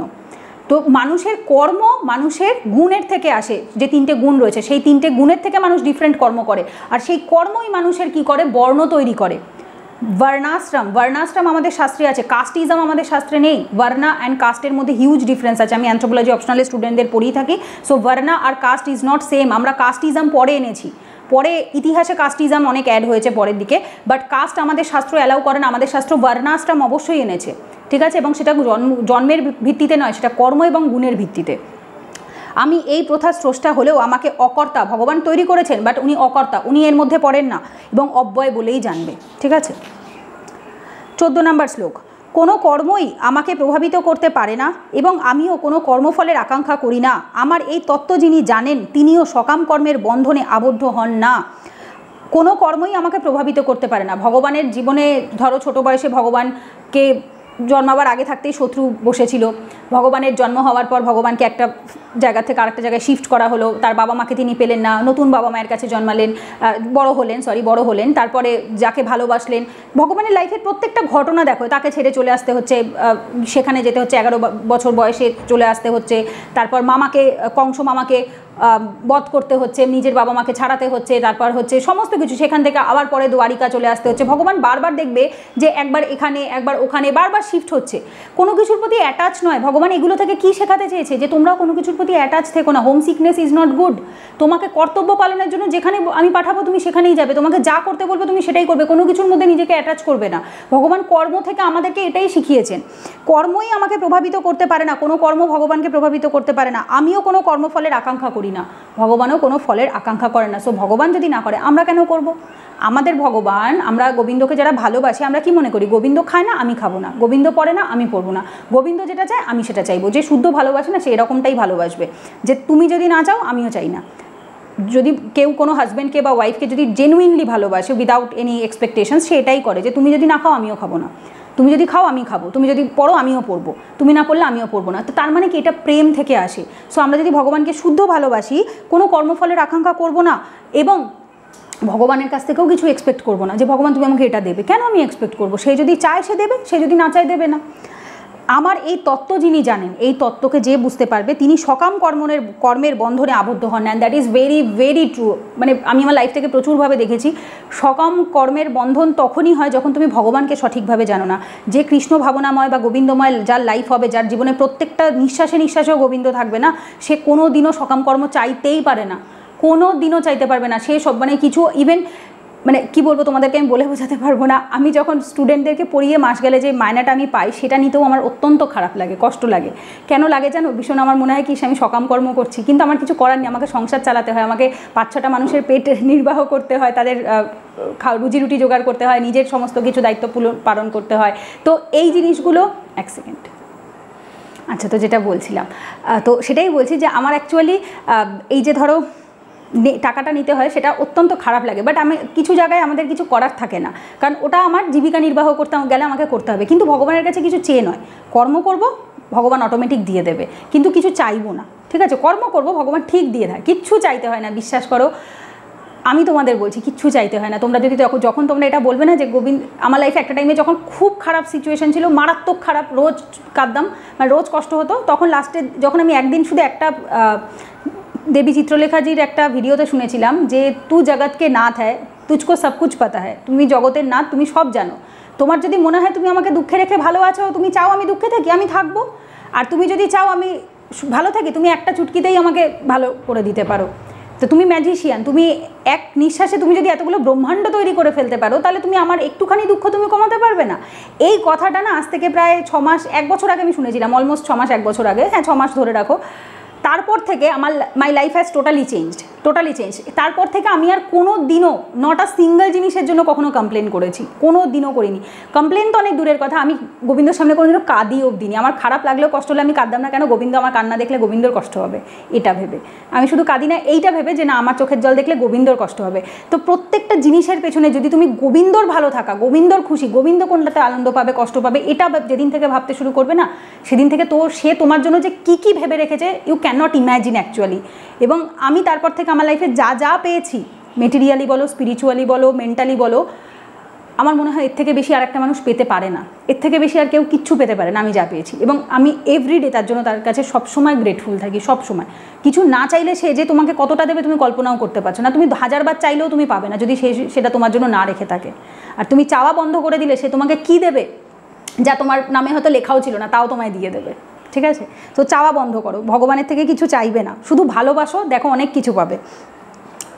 আচ্ছা, এরপরে আসবো হচ্ছে 14 নম্বর শ্লোক। 15 নম্বর শ্লোকে প্রাচীনকালে সমস্ত মুক্ত পুরুষেরা আমার অপ্রাকৃত তত্ত্ব অবগত হয়ে কর্ম করেছেন, অতএব তুমিও সেই প্রাচীন মহাজনদের পদাঙ্ক অনুসরণ করে তোমার কর্তব্য সম্পাদন করো। কি বলছে ভগবান? এর আগে প্রাচীনকালে মুক্ত পুরুষ কারা? যারা এই সমস্ত কিছু কর্মের বন্ধন থেকে যারা মুক্ত হয়ে যায় তাদের মুক্ত পুরুষ বলা হয়। আমার অপ্রাকৃত তত্ত্ব অবগত হয়ে, আমার যে অপ্রাকৃত, এটা তো প্রাকৃত নয়, মেটেরিয়াল নয়, এটা স্পিরিচুয়াল লেভেল, তত্ত্ব অবগত হয়ে বা জেনে যে কর্ম করেছে, ভগবানকে জেনে যে কর্ম করে, অতএব তুমিও সেই প্রাচীন মহাজন অবভিয়াসলি মহাজনেরা যে পথে যায় সেই পথেই অনুসরণ করতে হয়। এটা আমরা যারা সংস্কৃত পড়েছি তারা ডেফিনেটলি জানবো। তো সেই মহাজনদের পদাঙ্ক, তাদের যে পদচিহ্ন, তাদেরকেই ফলো করে তোমার কর্তব্য সম্পাদন করো। তারাও সেম কাজ করেছে, তারা সব কিছু করেছে, কিন্তু কোনো কিছুর সাথে তারা অ্যাটাচ হয়নি। 16 নম্বর শ্লোকে কাকে কর্ম ও কাকে অকর্ম বলে তা স্থির করতে বিবেকী ব্যক্তিরাও বিমোহিত হন। এখন আমি সেই কর্ম সম্বন্ধে তোমাকে উপদেশ করব, যে বিষয়ে অবগত হয়ে তুমি সমস্ত শুভ অশুভ অবস্থা থেকে মুক্ত হবে। কর্ম আর অকর্ম এটাই বোঝা খুব মুশকিল। মানে ভগবান স্বয়ং বলছে যে বিবেকী ব্যক্তিরা, যাদের বিবেক আছে, তারাও বুঝতে পারে না যে কোনটাকে কর্ম বলে আর কোনটাকে অকর্ম বলে। ঠিক আছে, তো এই যে অকর্ম, এই বিষয়টা আমি এবার তোমাকে বুঝিয়ে বলবো। আমি সেই কর্ম সম্বন্ধে তোমাকে উপদেশ করব, যে বিষয়ে অবগত হয়ে তুমি সমস্ত অশুভ অবস্থা থেকে মুক্ত হবে। এই যে অশুভ অবস্থাটা সৃষ্টি হয়েছে সেখান থেকে মুক্ত হবে। ঠিক আছে, এবার এখানে এক্সপ্লেনেশন নেই, এক্সপ্লেনেশনটা আমি পরে বলছি। মানে অকর্মটা কি ভগবান বুঝিয়েছে, আসছি আমি সেখানে। 17 নম্বর শ্লোকে কর্মের নিগূঢ় তত্ত্ব হৃদয়ঙ্গম করা অত্যন্ত কঠিন, তাই কর্ম বিকর্ম ও অকর্ম সম্বন্ধে যথাযথভাবে জানা উচিত। কর্মের নিগূঢ় তত্ত্ব, কর্ম তো অনেক রকমের হয়। ধরো আমি যে কাজটা করি, যেখান থেকে রোজগার করি, যেটা দিয়ে সংসার চালাই, দ্যাট ইজ অলসো কর্ম। তার আবার ধরো এই যে আমি আমার সংসারের বাবা মায়ের প্রতি যে কর্তব্য করি, সেটাও কর্ম।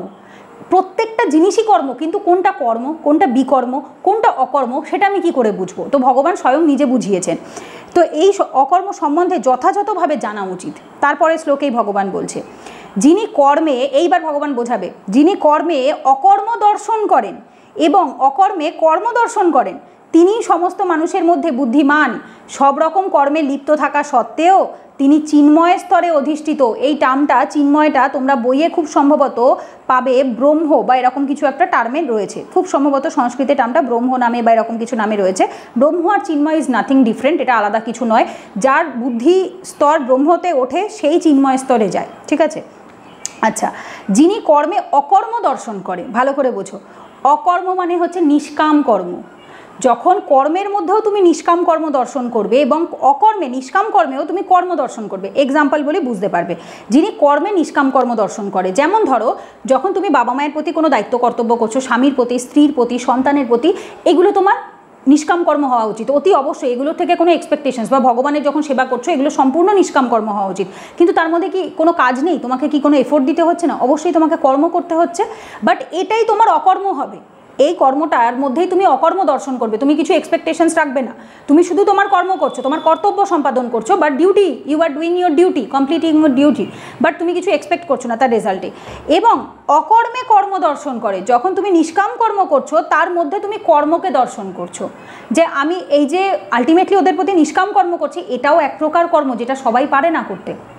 এই নিষ্কাম কর্ম করাটাও একটা কর্মের মধ্যেই পড়ে। এইটাই তো সব থেকে বড় কর্ম, যেটা ভগবান সবাইকে করতে বলে, বাট সবাই পারে না করতে। তো ভগবান বলছে অকর্মে বা নিষ্কাম কর্মের মধ্যেও যখন তুমি কি করবে, কর্ম দর্শন করবে, সেটাই যে তোমার কর্তব্য বা কর্ম তোমাকে করতে হবে, কিন্তু নিষ্কামভাবে করতে হবে। তারপরের লাইনেই ভগবান বলেছে তিনি সমস্ত মানুষের মধ্যে বুদ্ধিমান। স্বয়ং ভগবান নিজে বলে দিচ্ছে তিনি বুদ্ধিমান, তো আর বাইরের লোকের বলার কি অপেক্ষা রাখে না। সব রকম কর্মে লিপ্ত থাকা সত্ত্বেও তিনি চিন্ময় স্তরে অধিষ্ঠিত বা ব্রহ্মস্তরে অধিষ্ঠিত। চিন্ময় স্তরে বা ব্রহ্মস্তরে সমস্ত কর্মে লিপ্ত থাকা সত্ত্বেও, আমি এর আগেও বারবার এই এক্সাম্পলটা দিয়েছি, আবারও দিয়েছি এবং দিচ্ছি, মনে প্রাণে এটা নিজেদেরকে পদ্ম পাতা বা কচু পাতার মতো বানিয়ে নাও। যে পাতায় জল লাগে, সব কিছু লাগে, বাট জল একটুখানি কাত করে দিলেই হসকে পড়ে যায়, অ্যাটাচ হয়ে থাকে না। পদ্ম পাতায় জল বা কচু পাতার জল ঠিক যেরকম হয়, নিজেদেরকেও ঠিক সেরকম হতে হবে। গায়ে প্লাস্টিক পরানোর মতো থাকতে হবে, যে কোনো কিছুই আমার গায়ে লাগবে না। বোঝা গেছে? সো নিজেকে এইভাবে রেখে দিতে হবে যে যাতে সব কিছু করবো, সমস্ত কর্ম করব, কিন্তু কোনো কিছুতে লিপ্ত হব না, অ্যাটাচ হব না। সমস্ত কর্ম কর্তব্য যাবতীয় যা করতে হয় আমি করব, বাট কোনো কিছুর সাথে অ্যাটাচ হব না। এবং যে এটা ভেবে করে তার বুদ্ধি বা জ্ঞান সেই স্তরে উঠে যায়। 19 নম্বর শ্লোকে যার সমস্ত কর্মপ্রচেষ্টা কাম ও সংকল্প রহিত, তিনি পূর্ণ জ্ঞানে অধিষ্ঠিত। পণ্ডিত জ্ঞানীগণ বলেন যে তার সমস্ত কর্মের প্রতিক্রিয়া পরিশুদ্ধ জ্ঞানাগ্নি দ্বারা দগ্ধ হয়েছে। জ্ঞানাগ্নি, জ্ঞানের অগ্নি। আমরা কি বলি, আগুনে না পুড়লে কেউ খাঁটি হয় না। সোনা কিভাবে খাঁটি করে? আগুনে পুড়িয়ে। লোহা কিভাবে গলায়? আগুনে পুড়িয়ে। তো বলছে যে যার সমস্ত কর্মপ্রচেষ্টা, যাবতীয় যা কর্ম, যে যা কর্ম করে, প্রচেষ্টা করে, কাম ও সংকল্প। সংকল্প মানে এটা আমাকে পেতে হবে, এটা আমি সংকল্প করছি কিসের জন্য? এটা কিছু পাওয়ার জন্য। কাম, কামনা বাসনার থেকে আসছে। রহিত মানে ব্যতীত, উইদাউট, এটা ছাড়া। তো যার কাম নিষ্কাম হয়ে যাবে, ঠিক আছে। তিনি পূর্ণ জ্ঞানে অধিষ্ঠিত, তার জ্ঞান সম্পূর্ণ কমপ্লিট। পণ্ডিত জ্ঞানীগণরা বলে, কি বলে? তার সমস্ত কর্মের প্রতিক্রিয়া, তার সমস্ত কর্মের প্রতিক্রিয়া, প্রতিক্রিয়া মানে রেজাল্ট। প্রত্যেকটা কর্মের একটা করে প্রতিক্রিয়া থাকে। Every action has some reactions. তো তার প্রত্যেকটা কর্মের রিয়াকশনস বা প্রতিক্রিয়া পরিশুদ্ধ হয়ে যায়, শুদ্ধ হয়ে যায় জ্ঞানাগ্নি দ্বারা দগ্ধ হয়েছে বলে। জ্ঞানাগ্নি, তার যে জ্ঞান রয়েছে সেই জ্ঞানের অগ্নি দ্বারা পরিশুদ্ধ হয়েছে বলে তার রিয়াকশনসগুলো প্রত্যেকটা কি হয়? পিওর হয়ে যায়। কোনো খারাপ রিয়াকশনস আসতেই পারে না, কারণ সে তো নিষ্কামভাবে করেছে। যে কর্মটা নিষ্কামভাবে করা হয় সেই কর্মে প্রতিক্রিয়া কোনোদিনও খারাপ হতে পারে না, ঠিক আছে। 20 নম্বর শ্লোক। কর্মফলের আসক্তি সম্পূর্ণরূপে ত্যাগ করে সর্বদা তৃপ্ত থেকে এবং আশ্রয়ের অপেক্ষা রহিত হয়ে তিনি সব রকমের কর্মে যুক্ত হওয়া সত্ত্বেও কর্মফলের আশায় কোনো কিছুই করেন না। ভালো করে শোনো, কর্মফলের আসক্তি সম্পূর্ণরূপে ত্যাগ করতে হবে, অ্যাটাচমেন্ট রাখবে না, করে সর্বদা তৃপ্ত, অলওয়েজ স্যাটিসফাইড। তার ওটা কীভাবে করি আমরা? হে গোবিন্দ, তুমি যা দিয়েছো অনেক দিয়েছো, আমি এতটারও যোগ্য নই, আমি অত্যন্ত অধম, তাও যে তুমি এই কৃপা করেছো অধমের ওপর, এটাই অনেক। এইটাকে বলা হয় সর্বদা তৃপ্ত থাকা। তুমি যা দিয়েছো আমি অনেক খুশি আছি, অনেক ভালো আছি, আমি এর থেকে বেশি কিচ্ছু চাই না। তুমি যা দেবে তাই যথেষ্ট। তুমি কম দিলেও আমার, তুমি বেশি দিলেও আমার। তুমি যা দিয়েছো আমি খুশি, এটাকে সর্বদা তৃপ্ত থাকা, অলওয়েজ স্যাটিসফাই থাকতে হয়। যা আছে যথেষ্ট আছে। আমরা যারা সবসময় নিজেদের লাইফে কমপ্লেন করতে থাকি না যে আমার এটা নেই, ওটা নেই, সেটা নেই, ভগবান যেটুকু বা দেয় সেটুকু আস্তে আস্তে আমাদের থেকে চলে যায়। আর যারা সবসময় থ্যাংক ইউ বলে, ভগবান তাদেরকে আরও বেশি বার থ্যাংক ইউ বলার সুযোগ করে দেয়। যে ও যখন সবসময় আমার কাছে গ্রেটফুল, আমি ওর জীবনে এমন ঘটনা সব কিছু ঘটাবো যাতে ও সবসময় গ্রেটফুলই থাকে। আর যে সবসময় ভগবানকে কমপ্লেন করে, ভগবান তার লাইফে শুধু কমপ্লেনই আনতে থাকে, তার থ্যাংক ইউ বলার আর সুযোগই আসে না। সো আই লাভ ইউ যত বলবে, আই লাভ ইউ রিটার্নে তত বেশি আসে। থ্যাংক ইউ যত বেশি বলবে, থ্যাংক ইউ তত বেশি রিটার্নে আসে। দ্যাট মিনস আমরা যে যত বেশি নিঃস্বার্থ ভালোবাসা দেবো, আমাদের কাছে নিঃস্বার্থ ভালোবাসাই আসবে। আমরা যত বেশি নিঃস্বার্থ কর্ম করবো, আমাদের কাছে নিঃস্বার্থ কর্মই ফেরত আসবে। এটা নিয়ম, এটা আসবেই, এর অন্য কিছু হবে না। এখন কেউ মানতে নাই পারে, তুমি মানতে নাই পারো, গ্র্যাভিটেশনাল ফোর্স কি তোমার জন্য, মানে তার জন্য কি উল্টো হয়ে যাবে? গ্র্যাভিটেশনাল ফোর্স কি বলে? মাধ্যাকর্ষণ শক্তি বলে যে কোনো জিনিস কেন্দ্রের দিকে যাবে, নিচের দিকে নামবে। তো তুমি বিশ্বাস নাই করতে পারো, তার জন্য কি তুমি ছাদ থেকে ঝাঁপ দিতে যাবে যখন তুমি ওপর দিকে উড়ে যাবে? উঠবে না, তো নিচেই পড়বে। সে তুমি মানো বা না মানো, সত্যিটা বদলে যাচ্ছে না। মানুষ মানুক বা না মানুক, সত্যি বদলে যায় না, সত্যিটা এটাই, ঠিক আছে। তো ভগবান কি বলছে? যে সর্বদা তৃপ্ত থাকে এবং আশ্রয়ের অপেক্ষা রহিত হয়ে, কোনো কিছু আশা করে না, অপেক্ষা রহিত হয়ে তিনি সব রকমের কর্মে যুক্ত থাকে। হওয়া সত্ত্বেও কর্মফলের কোনো আশা কিছু করেন না, সব রকম কর্ম করে। তার সামনে যাবতীয়, এটা আমি গুরুদেবদের যে ভিডিও থাকে ইউটিউবে, সেখানেই আমি শুনেছি যে সামনে যতটুকু দায়িত্ব আসে, সামনে যতটুকু কর্তব্য আসে, কখনো নিজে থেকে যেচে আসা কর্মকে কখনো ফেরত দিতে নেই। যদি সেটা একটা কুকুর বিড়ালও খাবারের জন্য সামনে আসে বা ডাকে, বা কোনো মানুষ সাহায্যের জন্য আসে, বা যে কেউ, কথাতেই বলে না যে কোন রূপে নারায়ণ আসবে তুমি বুঝতেও পারবে না, প্রত্যেকের মধ্যে নারায়ণ রয়েছে। তো তুমি কখন কাকে ফেরত পাঠিয়ে দেবে আর তার মধ্যেই ভগবান ছিল, বা ভগবান স্বয়ং নিজে এসেছিল সেই রূপে, তুমি বুঝতেও পারবে না। যেচে পড়ে আসা কোনো কর্মকে, কোনো মানুষকে কখনো, বা কোনো অবলা জীবকে, কাউকে কখনো ফেরত পাঠাতে নেই। প্রত্যেকটা কর্মে লিপ্ত থাকতে হবে, কিন্তু without any attachment, without any expectations. 21 নম্বর শ্লোক। এই প্রকার জ্ঞানী ব্যক্তি তার মন ও বুদ্ধিকে সর্বতোভাবে সংযত করে কার্য করেন। মন এবং বুদ্ধি দুটোকেই সংযত করে রাখে, ঠিক আছে, বুদ্ধি মন দুটোই। তিনি প্রভুত্ব করার প্রবৃত্তি পরিত্যাগ করে কেবল জীবন ধারণের জন্য কর্ম করে। প্রভুত্ব করা মানে কি? আমি আমার নাম চাই, ফেম চাই, টাকা চাই, এই চাই, আমার পায়ের তলায় সবাই থাকবে, আমি সবার ওপরে থাকবো, এটাকে প্রভুত্ব মানসিকতা বলে। এটা লোভের থেকে আসে, অহংকারের থেকে আসে, অহংবোধের থেকে আসে। প্রভুত্ব করবো, আমি সেরা হব, সেরা হব, লোকে আমাকে দেখে এই করবে সেই করবে, এই মানসিকতাটা নয়। করে কেবল জীবন ধারণের জন্য, যে জীবনে বেঁচে থাকতে গেলে যতটুকু প্রয়োজন তুমি আমাকে সেটুকুই দিও, ঠিক আছে। আমার অতিরিক্ত চাই না, অতিরিক্ত ল্যাভিশ চাই না, অতিরিক্ত ইয়ে চাই না। খেয়ে পরে বেঁচে থাকতে ভক্তি করতে যতটুকু প্রয়োজন, কারণ আমি যদি খাবার না পাই, বেঁচে না থাকি, আমি কী করে ভক্তি করব? তো জীবন ধারণের জন্য যতটুকু প্রয়োজন তুমি সেটুকু দেবে। স্বয়ং ভগবান নিজে বলে দিচ্ছে তিনি প্রভুত্ব করার প্রবৃত্তি পরিত্যাগ করে কেবল জীবন ধারণের জন্য কর্ম করে। এভাবে তার মানে একজন আমাকে আগের দিনকে প্রিয়া বলে যে মেয়েটি, ও আমার সব ভিডিও দেখে, ও কমেন্টে লিখেছিল দিদি আমি স্টুডেন্টদের পড়াই, আমার কিছু লোন আছে, টাকা আমাকে দিতে হয়, তো যার জন্য আমাকে স্টুডেন্টদের বাড়ির মায়না চাইতে হয় কখনো কখনো, এটা থেকে আমার পাপ হচ্ছে না। ভগবান স্বয়ং নিজে বলেছে জীবন ধারণের জন্য যেটুকু পয়সা লাগে সেটুকু আমরা চাইতে পারি, আমরা কর্ম করতে পারি, ঠিক আছে, এটাতে কোনো অসুবিধা নেই। তুমি তো তোমার বিলাসিতার জন্য, তোমার লোভের জন্য তুমি করছো না, তুমি তো জীবন ধারণের জন্য করছো। জীবন ধারণের অধিকার সবাইকে ভগবান দিয়েছে, এটাতে কোনো অন্যায় নেই। এভাবে কর্ম করার ফলে কোনো রকম পাপ তাকে স্পর্শ করতে পারে না। এইভাবে যদি তুমি কর্ম করো তাহলে কোনো রকম পাপ তোমাকে ছুতেও পারবে না।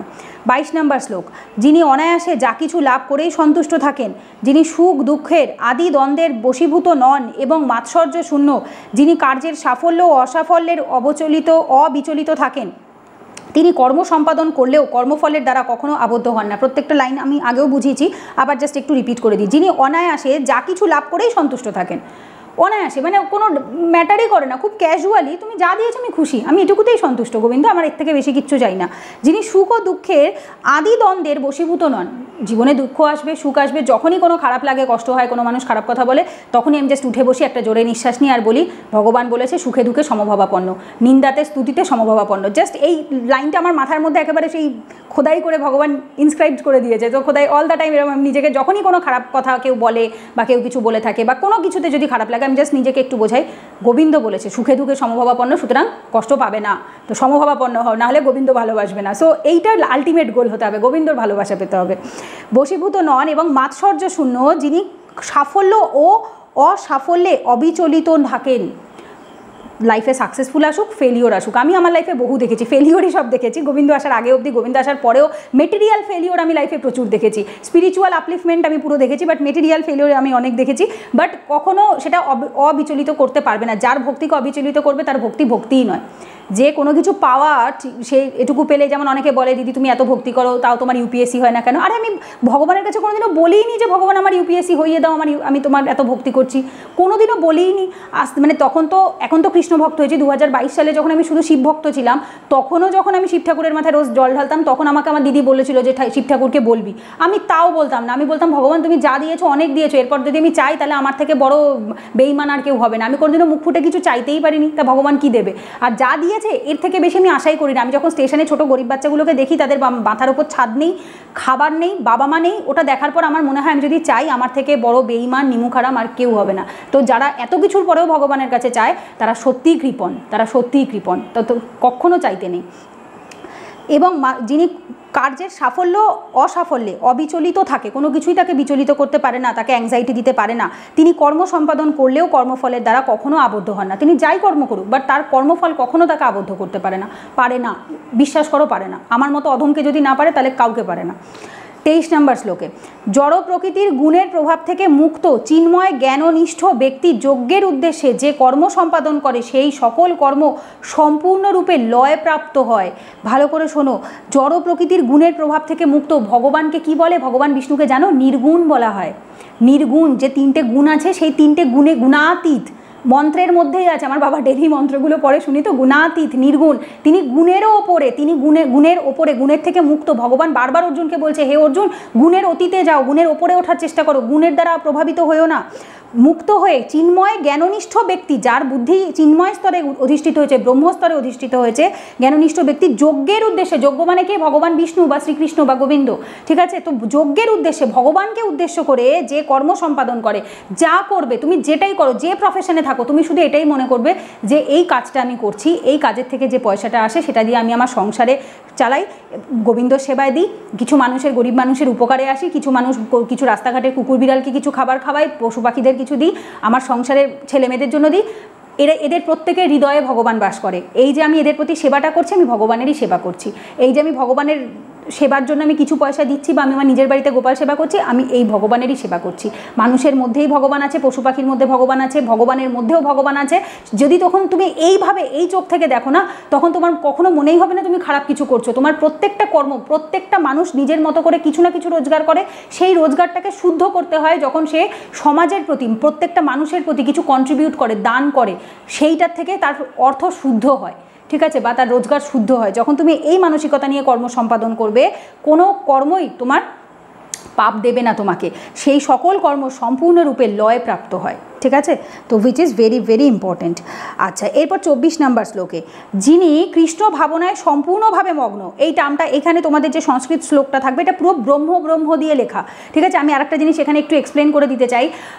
আমি অনেক ইউটিউবে ভিডিওতে দেখেছি যে শ্রীলা প্রভুপাদজি শ্রীমদ্ ভগবদ্গীতাকে নাকি ভুল ইন্টারপ্রিট করেছে। এটা অনেকের মতবাদ যে ভুল ইন্টারপ্রিট করেছে, সব জায়গায় বুদ্ধিকে কৃষ্ণ ভাবনামৃত লিখেছে, ব্রহ্মকে কৃষ্ণ ভাবনামৃত লিখেছে, আরও কত রকম অনেকে অনেক রকম মতবাদ লিখে থাকে। বাট এটা বুঝতে হবে যে বাচ্চাটা ছোট্ট বাচ্চা সবেমাত্র 3 বলা শিখেছে, 3, ও জানে না ওই 3-এর মানে তৃতীয়ও হয়, ওই 3-এর মানে 3ও হয়। ঠিক আছে, ওই 3টার যে আরও অনেকগুলো নাম আছে ও সেটা জানে না। তো এরকম নিজের বুদ্ধি থেকে তুমি ক্লাস 1-এ পড়লে তুমি যদি আশা করো তুমি ক্লাস 5-এর অঙ্ক সলভ করতে পারবে, এটা পসিবল নয়। 5-এ পড়ে ক্লাস 12-এর অঙ্ক সলভ করা পসিবল নয়। তো তোমাদের বুদ্ধি দিয়ে যদি তোমরা প্রভুপাদজির বুদ্ধিকে বিচার করার চেষ্টা করো তাহলে তোমরা এখনও সেই বিমূঢ় এবং পতিত জায়গাতেই পড়ে রয়েছো। তো এটা ভুলেও করতে যেও না। ঠিক আছে, কারণ তিনি ভীষণ পরম শুদ্ধ বৈষ্ণব ছিলেন, তো যার জন্য তার ভাবনা চিন্তা তিনি জানেন যে ব্রহ্ম মানেও যা, চিন্ময় মানেও তাই, কৃষ্ণ ভাবনামৃত মানেও তাই। সেই জন্য উনি আমাদের সহজভাবে বোঝাবার জন্য, ব্রহ্ম লিখলে আমরা বুঝতে পারতাম না, খুঁজলাম ব্রহ্ম জিনিসটা কি, তখন ব্রহ্মকে ব্রহ্মা বানিয়ে দিতাম। বেশিরভাগ লোক ব্রহ্মকে ব্রহ্মা বানিয়ে দেয়। আমি কদিন আগে ইউপিএসসির একটা বইয়ে দেখা পড়েছি, যে ফিলোসফি পড়ছিলাম, ইউপিএসসির ইতিহাসের মধ্যে ফিলোসফি আছে, তো সেখানে ব্রহ্মকে ব্রহ্মা লিখে দিয়েছে, ফিলোসফি চ্যাপ্টারের মধ্যে ব্রহ্মকে ব্রহ্মা লিখেছে।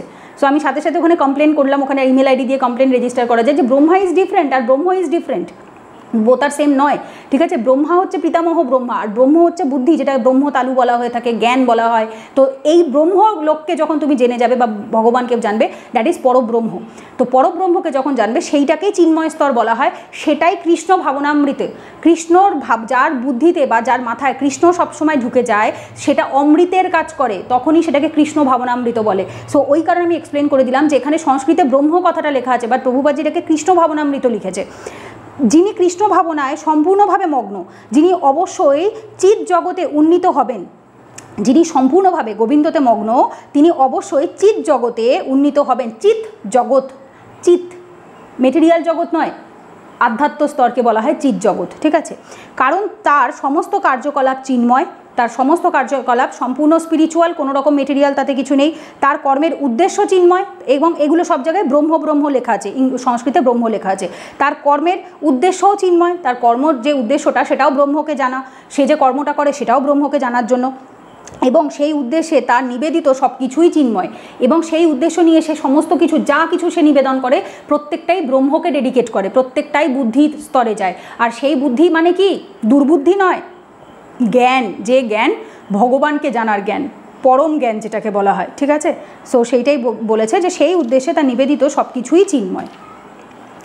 25 নম্বর শ্লোক, কোনো কোনো যোগী দেবতাদের উদ্দেশ্যে যজ্ঞ করার মাধ্যমে তাদের উপাসনা করেন, আর অন্য অনেকে ব্রহ্মরূপ অগ্নিতে সব কিছু অর্পণ করার মাধ্যমে যজ্ঞ করেন, which is very very important. এত সুন্দর সুন্দর লেখে ভগবান, আমি শুধু অবাক হয়ে যাই মাঝে মধ্যে।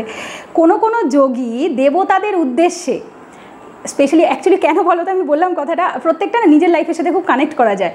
কোনো কোনো যোগী দেবতাদের উদ্দেশ্যে, আমি নিজে দেখেছি আমার খুব ক্লোজ কিছু যোগীদের, যারা দেবতাদের উদ্দেশ্যে যজ্ঞ করে সেই যজ্ঞে যখন ঘি দেয় বা কোনো কিছু আহুতি দেয়, দ্যাট ইজ কল আহুতি। তো এই আহুতি, যে কোনো এই যে আহুতি কনসেপ্টটা বা স্যাক্রিফাইস, এটা আমাদের সনাতন ধর্মে রয়েছে। এবার এক একটা জায়গাতে এক এক রকমভাবে দেখানো হয়, আমি একটু বুঝিয়ে দিই, এক্সপ্লেন করে দিই।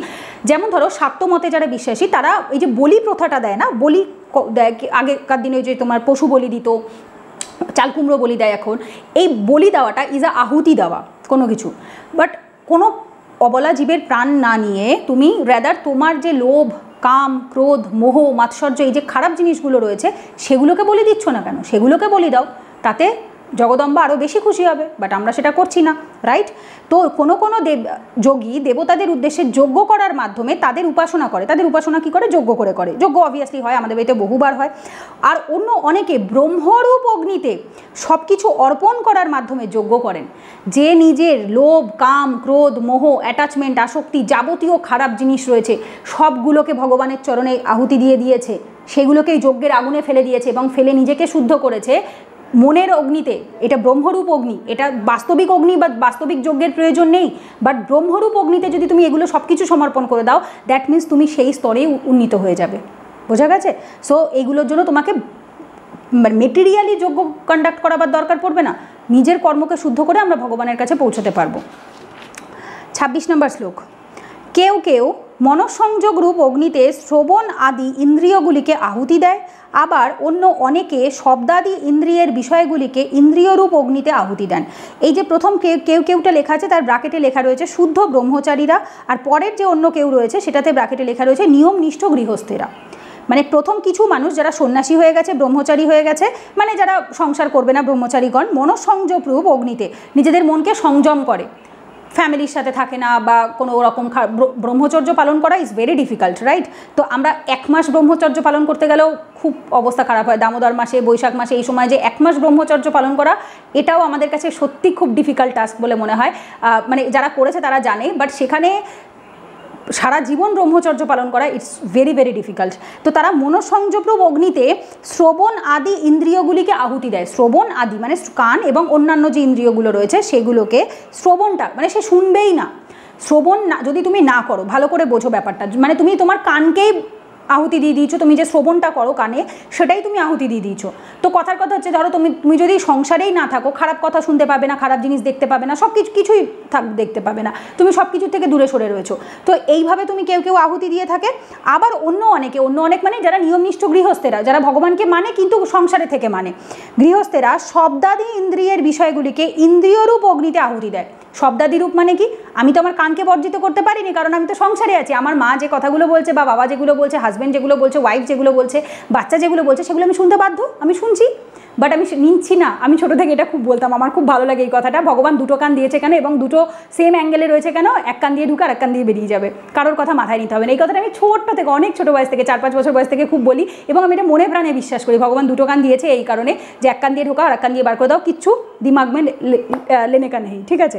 সো কিচ্ছু মাথায় নেওয়া যাবে না।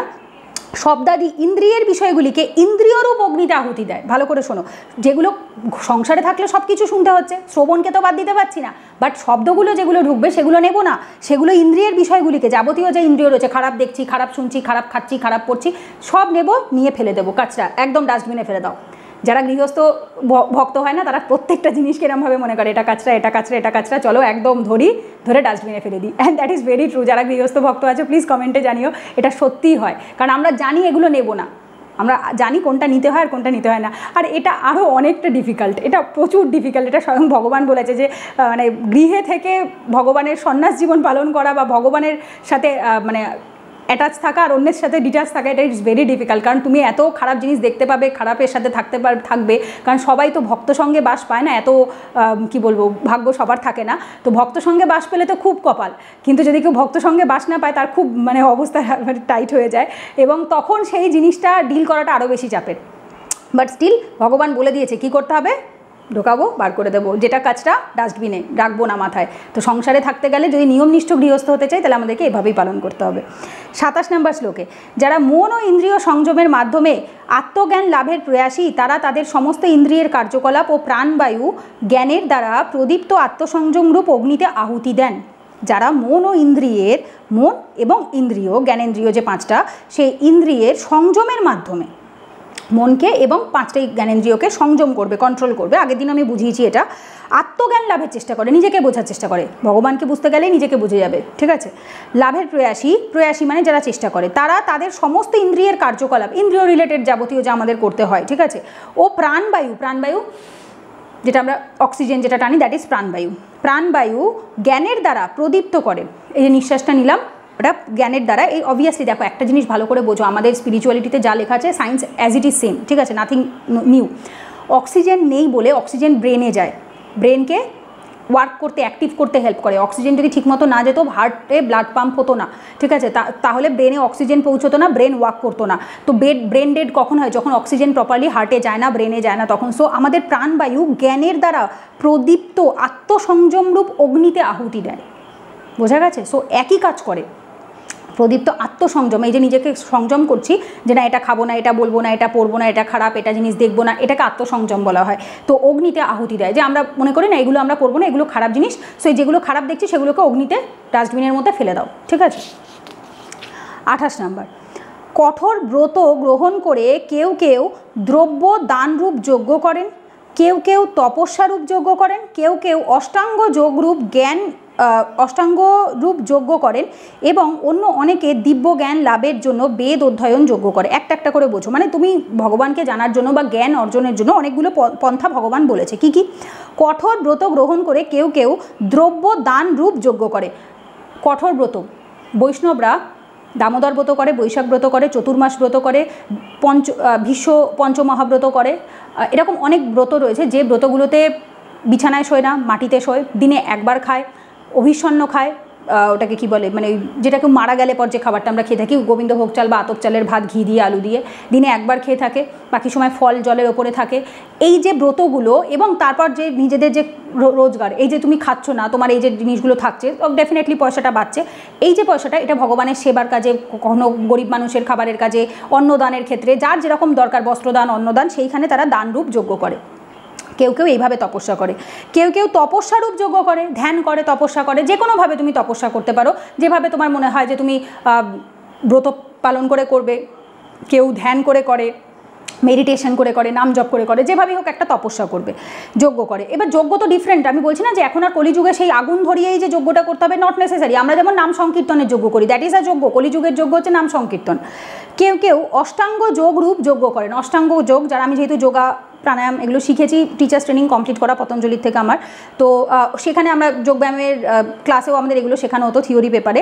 তো অষ্টাঙ্গ যোগ হচ্ছে যোম নিয়ম, বা যেটাকে ইয়াম বলা হয়, হিন্দিতে ইয়াম বলে, বাংলায় আমরা যোম বলি। যোম নিয়ম, আসন প্রাণায়াম, আমরা মেন আসন আর প্রাণায়ামটাই করতাম, আর বাকি অনেকগুলোই রয়েছে, ঠিক আছে। প্রত্যাহার, ধারণা, ধ্যান, আর একটা হচ্ছে সমাধি, মানে এক একটা স্টেজ হয়। প্রথম আসে ইয়ম বা জোম, তারপর আসে হচ্ছে নিয়ম, কিছু নিয়ম পালনের ব্যাপার থাকে। আসন, যেটাকে তোমরা ইয়োগা বলো, ইয়োগা যে পশ্চার্সগুলো থাকে, বডি মুভমেন্টের মাধ্যমে সেন্সকে কন্ট্রোল করা। প্রাণায়াম, যেটাকে হচ্ছে প্রাণবায়ু এবং অপানবায়ুকে কন্ট্রোল করা, যেটা আমার এই চ্যানেলে অলরেডি ভিডিও আছে প্রচুর, ইয়োগার ওপরে, মেডিটেশনের ওপরে, প্রাণায়ামের ওপর প্রচুর ভিডিও আছে। আজ থেকে 2 বছর 3 বছর আগে, 2020, 21, 22 সালটা, 23 সাল অবধি মোটামুটি আমি চ্যানেলে ইয়োগা মেডিটেশন রিলেটেডই ভিডিও দিতাম, প্রাণায়াম রিলেটেডই ভিডিও দিতাম। প্লে লিস্টে গেলে পেয়ে যাবে, ঠিক আছে। প্রত্যাহার, সব কিছুর থেকে নিজের সেন্সগুলোকে ডিট্যাচ করে নেওয়া, ঠিক আছে। ধারণা, কোনো কিছু সম্পর্কে ধ্যান করা বা কিছু কনসেন্ট্রেট করা, ফোকাস করা কোনো জিনিসে। এবং হচ্ছে ধ্যান, ধ্যান মানে যেটাকে আমরা বলি মেডিটেশন বা কাইন্ড অফ বলতে পারো, কোনো কিছুতে মনোসংযোগ দেওয়া। ধ্যান ইজ লাইক আ মনোসংযোগ দেওয়া। সমাধি হচ্ছে যখন তুমি সেই স্তরে উঠে গেছো, মেডিটেশনের হাইয়েস্ট স্তরে যখন কেউ উঠে যায় তখন সেটাকে সমাধি বলা হয়ে থাকে, ঠিক আছে। সো এগুলো প্রত্যেকটাই meditation, but first stage, second stage, third stage বলে থাকে। So dhyana is the first stage, যখন কোনো জিনিসে কনসেন্ট্রেট করবে। ধ্যান হচ্ছে যখন সেটাতে তোমার মোটামুটি কনসেন্ট্রেশন মানে হয়ে গেছে, তুমি ওটাতেই ফোকাস করছো। সমাধি, তুমি একদম অন্য স্তরে, এক্সট্যাসিতে চলে গেছো, তুমি আর নিজের মধ্যেই নেই, ঠিক আছে। সো দ্যাট ইজ কল দি, এই 8টা হচ্ছে অষ্টাঙ্গ যোগ। তো ভগবান বলছে এই পদ্ধতিতেও অনেকে পেয়ে থাকেন বা করে থাকে। যেমন আমার যে যোগা স্যার প্রদোষ কাকু, তো তিনি যোগ, প্রাণায়াম, মেডিটেশন এগুলোর উপরে বেস করেই ভগবানকে পাওয়ার চেষ্টা করে, এবং আই বিলিভ ডেফিনেটলি তিনি পেয়েছেন। তার কর্ম অত্যন্ত শুদ্ধ এবং তিনি যোগ প্রাণায়ামের মাধ্যমে ভগবানের কাছে পৌঁছবার চেষ্টা করে। অন্য অনেকে দিব্য জ্ঞান লাভের জন্য বেদ অধ্যয়ন রূপ জ্ঞান করেন, ঠিক আছে। মানে বেদ অধ্যয়ন করেও কেউ কেউ ভগবানের কাছে পৌঁছবার চেষ্টা করে। 29 নম্বর শ্লোকে, আর যারা প্রাণায়ামের চর্চায়, যারা প্রাণায়াম চর্চায় আগ্রহী, যারা প্রাণায়াম করতে আগ্রহী, তারা অপান বায়ুকে প্রাণবায়ুতে এবং প্রাণবায়ুকে অপান বায়ুতে আহুতি দিয়ে অবশেষে প্রাণ ও অপান বায়ুর গতি রোধ করে সমাধিস্থ হন। কেউ আবার আহার সংযম করে প্রাণবায়ুকে প্রাণবায়ুতেই আহুতি দেয়, ঠিক আছে। আমি জানি মাথার উপর দিয়ে গেছে, অনেকেরই বুঝতে একটু অসুবিধা হয়েছে। যারা প্রাণায়াম করেনি কখনো তাদের একটু বুঝতে অসুবিধা হয়, আমি বুঝিয়ে দিচ্ছি। যারা প্রাণায়াম চর্চায় আগ্রহী, এবং প্রাণায়াম ইজ ভেরি ভেরি ইম্পর্টেন্ট, মনোসংযোগ বাড়ায়, কনসেন্ট্রেশন বাড়ায়, নাম জপে মনোযোগ বাড়ায়, পড়াশোনায় মনোযোগ বাড়ায়, ভালো মানুষ হতে হেল্প করে। নিঃশ্বাসের ওপর যার কন্ট্রোল রয়েছে সে ব্রহ্মচর্য পালন করতে পারে, কারণ আমাদের প্রাণায়ামে যে শেখানো হয় ব্রহ্মচর্য পালন করাই শেখানো হয়, ঠিক আছে। তারা অপান বায়ু CO2 না জানলে লিখে রাখো, যেটা আমরা বার করি, ঠিক আছে। অপান বায়ু মানে হচ্ছে অধোগামী বায়ু, অধোগামী যেটা নিচে নামে, আর একটা থাকে ঊর্ধ্বগামী যেটাকে আমরা তুলি, মানে অক্সিজেনকে আমরা তুলি, রাইট, আমরা নিঃশ্বাস এবং প্রশ্বাস। সো সেটাই বলেছে যে তারা অপান বায়ুকে CO2কে প্রাণবায়ুতে O2 মানে অক্সিজেন, O2 এবং প্রাণবায়ুকে O2কে অপান বায়ুতে মানে CO2তে আহুতি দিয়ে অবশেষে প্রাণ ও অপান বায়ুর গতিরোধ করে, তারপর না O2 নেবে না CO2 ছাড়বে, কোনোটাই করবে না। বোঝাচ্ছি একটু বাদে। করে সমাধিস্থ হন মানে মেডিটেটিভ স্টেটে চলে যায়। কেউ আবার আহার সংযম করে, কেউ খায় না। হ্যাঁ, যারা যোগা করে তারা অতটা খাওয়ার প্রতি লোভী হয় না। ইভেন আমিও যখন 18 বছর বয়সে মাংস আর ডিম খাওয়া ছেড়েছিলাম, দ্যাট ইজ অলসো, আমি এর আগেও অনেক ভিডিওতে বলেছি, সেটাও আমার যোগা স্যারের জন্যই, যোগা ক্লাসে ঢোকার পরে, ঠিক আছে। কারণ আমাদের যোগা স্যারও পিওর ভেজিটেরিয়ান। তিনি পেঁয়াজ রসুন খায়, কারণ তার কাছে ব্যাপারটা স্পিরিচুয়াল ব্যাপার নয়, তিনি ফিজিক্যালের জন্য, শরীরের জন্য এবং হচ্ছে মানবিক দিক থেকে প্রাণী হত্যা করে না, সেই জন্য মাছ মাংস ডিম তারা খান না। আবার কেউ আহার সংযম করে প্রাণবায়ুকে প্রাণবায়ুতেই আহুতি দেয়, খাবার কন্ট্রোল করে প্রাণবায়ুকে CO2কে প্রাণবায়ুতে O2তেই আহুতি দেয়। কীভাবে বুঝিয়ে দিচ্ছি, যারা আমার প্রাণায়ামের ভিডিওটা দেখেছো তারা জানবে। আমি একটা ভিডিও বানিয়েছি, একটা ডেডিকেটেড ভিডিও আছে, 8টা প্রাণায়াম টোটাল, এবং তার সাথে কিছু সূক্ষ্ম প্রাণায়াম, সূক্ষ্ম ব্যায়ামের কিছু ভিডিও ছিল। সেখানেই আমি দেখিয়েছিলাম কীভাবে অ্যাকচুয়ালি আমরা যখন অনুলোম বিলোম করি, এক নাক দিয়ে নিঃশ্বাসটা নিচ্ছি, কন্ট্রোল করছি, ছাড়ছি, আবার ওই নাক থেকেই তুলছি, দেন কন্ট্রোল করছি, আবার ছাড়ছি। আরেকটা স্টেট হয় যেটাতে নাড়ি শোধন বলা হয়ে থাকে। নাড়ি শোধনে আমরা কি করি, নিঃশ্বাসটা নিয়ে লক করে দিই। কোথাও গলায় লক করা হয়, আমাদের যে চক্রগুলো আছে সেই চক্রতে এক একটা জায়গায় লক করা যায়। তো কখনো কেউ গলায় লক করে দেয়, কেউ ব্রহ্ম কপালে লক করার চেষ্টা করে, যার যেরকম নলেজ থাকে। আমি জেনারেলি গলাতেই পারতাম, আমার এতটা হাই লেভেল কখনো হয়নি যে আমি কপালে মাথাতে লক করার চেষ্টা করবো, আমি সেটা পারিনি। আমি ছোটো থেকেই মানে বরাবরই যখন শিখেছি তখন আমি গলাতেই আর কি, আমাদের গলায় যে চক্রটা রয়েছে সেটাতেই আমি লক করার চেষ্টা করতাম। তো এটাতে কি হয়, আমাদের প্রচণ্ড পরিমাণে কনসেন্ট্রেশন বাড়ে, আত্মসংযম বাড়ে। আত্মসংযম, এই যে ধরো আজকালকার দিনে ছেলেমেয়েরা পা পিছলে যায় না, হড়কে যায়, খারাপ কাজ করে ফেলে, খারাপ, সেটা শারীরিক কাজ হোক, মানসিক কাজ হোক, স্পিরিচুয়াল লাইফ তো তাদের থাকেই না বলতে গেলে। তো এই যে জিনিসগুলো আজকালকার দিনে প্রচুর পরিমাণে দেখা যায়, সবাই নয় বাট বেশিরভাগ জিনিসটা দেখা যায়, যেটা আগে অতটা পরিমাণে ছিল না, ইদানিংকালে প্রচুর বেড়েছে। সো এই ব্রহ্মচর্য পালন করতে এটা খুব হেল্প করে থাকে, ঠিক আছে। প্রাণায়াম এবং যোগা ইজ ভেরি ইম্পর্টেন্ট প্রত্যেকের জন্য, প্রত্যেকে, সে স্পিরিচুয়ালিটিতে থাকুক না থাকুক। আমি নিজেও তো স্পিরিচুয়ালিটিতে তো এই 1.5 বছর 2 বছর হয়েছে এসেছি, বাট তার আসার আগে প্রাণায়াম যোগা প্রচুর পরিমাণে করতে হয়। এবং এটা শুধুমাত্র নিজের শরীরকে সুস্থ রাখার জন্য নয়, এই রাজযোগ মনকে সুস্থ রাখে। রাজযোগ অ্যাকচুয়ালি ভগবানকে জানারই একটা কাইন্ড অফ পদ্ধতি, ঠিক আছে। ভগবান স্বয়ং নিজে বলেছে ডিফারেন্ট পদ্ধতি ক্যান বি দেয়ার। সবাই যে ভক্তির পথেই যাবে নট নেসেসারি, কেউ জ্ঞানের পথে যাবে, কেউ প্রাণায়ামের পথে যাবে, কেউ কর্মযোগের মাধ্যমে যাবে, কেউ ভক্তিযোগের মাধ্যমে যাবে, কিন্তু বিশ্বাসটা সকলের সমান থাকবে। সবাই কি গোপাল সেবা করবে, সবাই কি ভগবানের সেবা করবে, নট নেসেসারি। সবাই পারে না করতে, সবাই কাছে সেই সুযোগটা থাকে না। কিন্তু ভগবানের বিশ্বাসী, ভগবানের সমর্পণ এবং শুদ্ধ কর্ম, এই দুটো জিনিস থাকলেই ভগবান তাকে দেখে। ভগবানের প্রতি বিশ্বাস, পূর্ণ সমর্পণ, মানে আমি নিজেকে সম্পূর্ণ ছেড়ে দিয়েছি তোমার পায়ে। তাতে যদি তোমার ঘরে একটা ছোট্ট ভগবানের ফটোও থাকে, একটা বিগ্রহ থাকে, দ্যাট ইজ এনাফ। তোমার যদি নাম জপের মালাও না থাকে, তুমি যদি তবু চোখ বন্ধ করে সারাদিন হে গোবিন্দ করতে থাকো, তাতেও এনাফ। ভগবান বিশাল কিছু চায় না, বিশ্বাস করো, শুধুমাত্র ভগবানের কাছে সমর্পণটুকু চায়, সেই সমর্পণটুকু আর তার সাথে শুদ্ধ কর্ম। এবং পদ্ধতি ডিফারেন্ট হতেই পারে, বাট আলটিমেট গোল ভগবান, আলটিমেট গোলটা ভগবান হতে হবে, আর কিছু না, ঠিক আছে। 29 নম্বর শ্লোক। এরপর 30 নম্বর শ্লোকে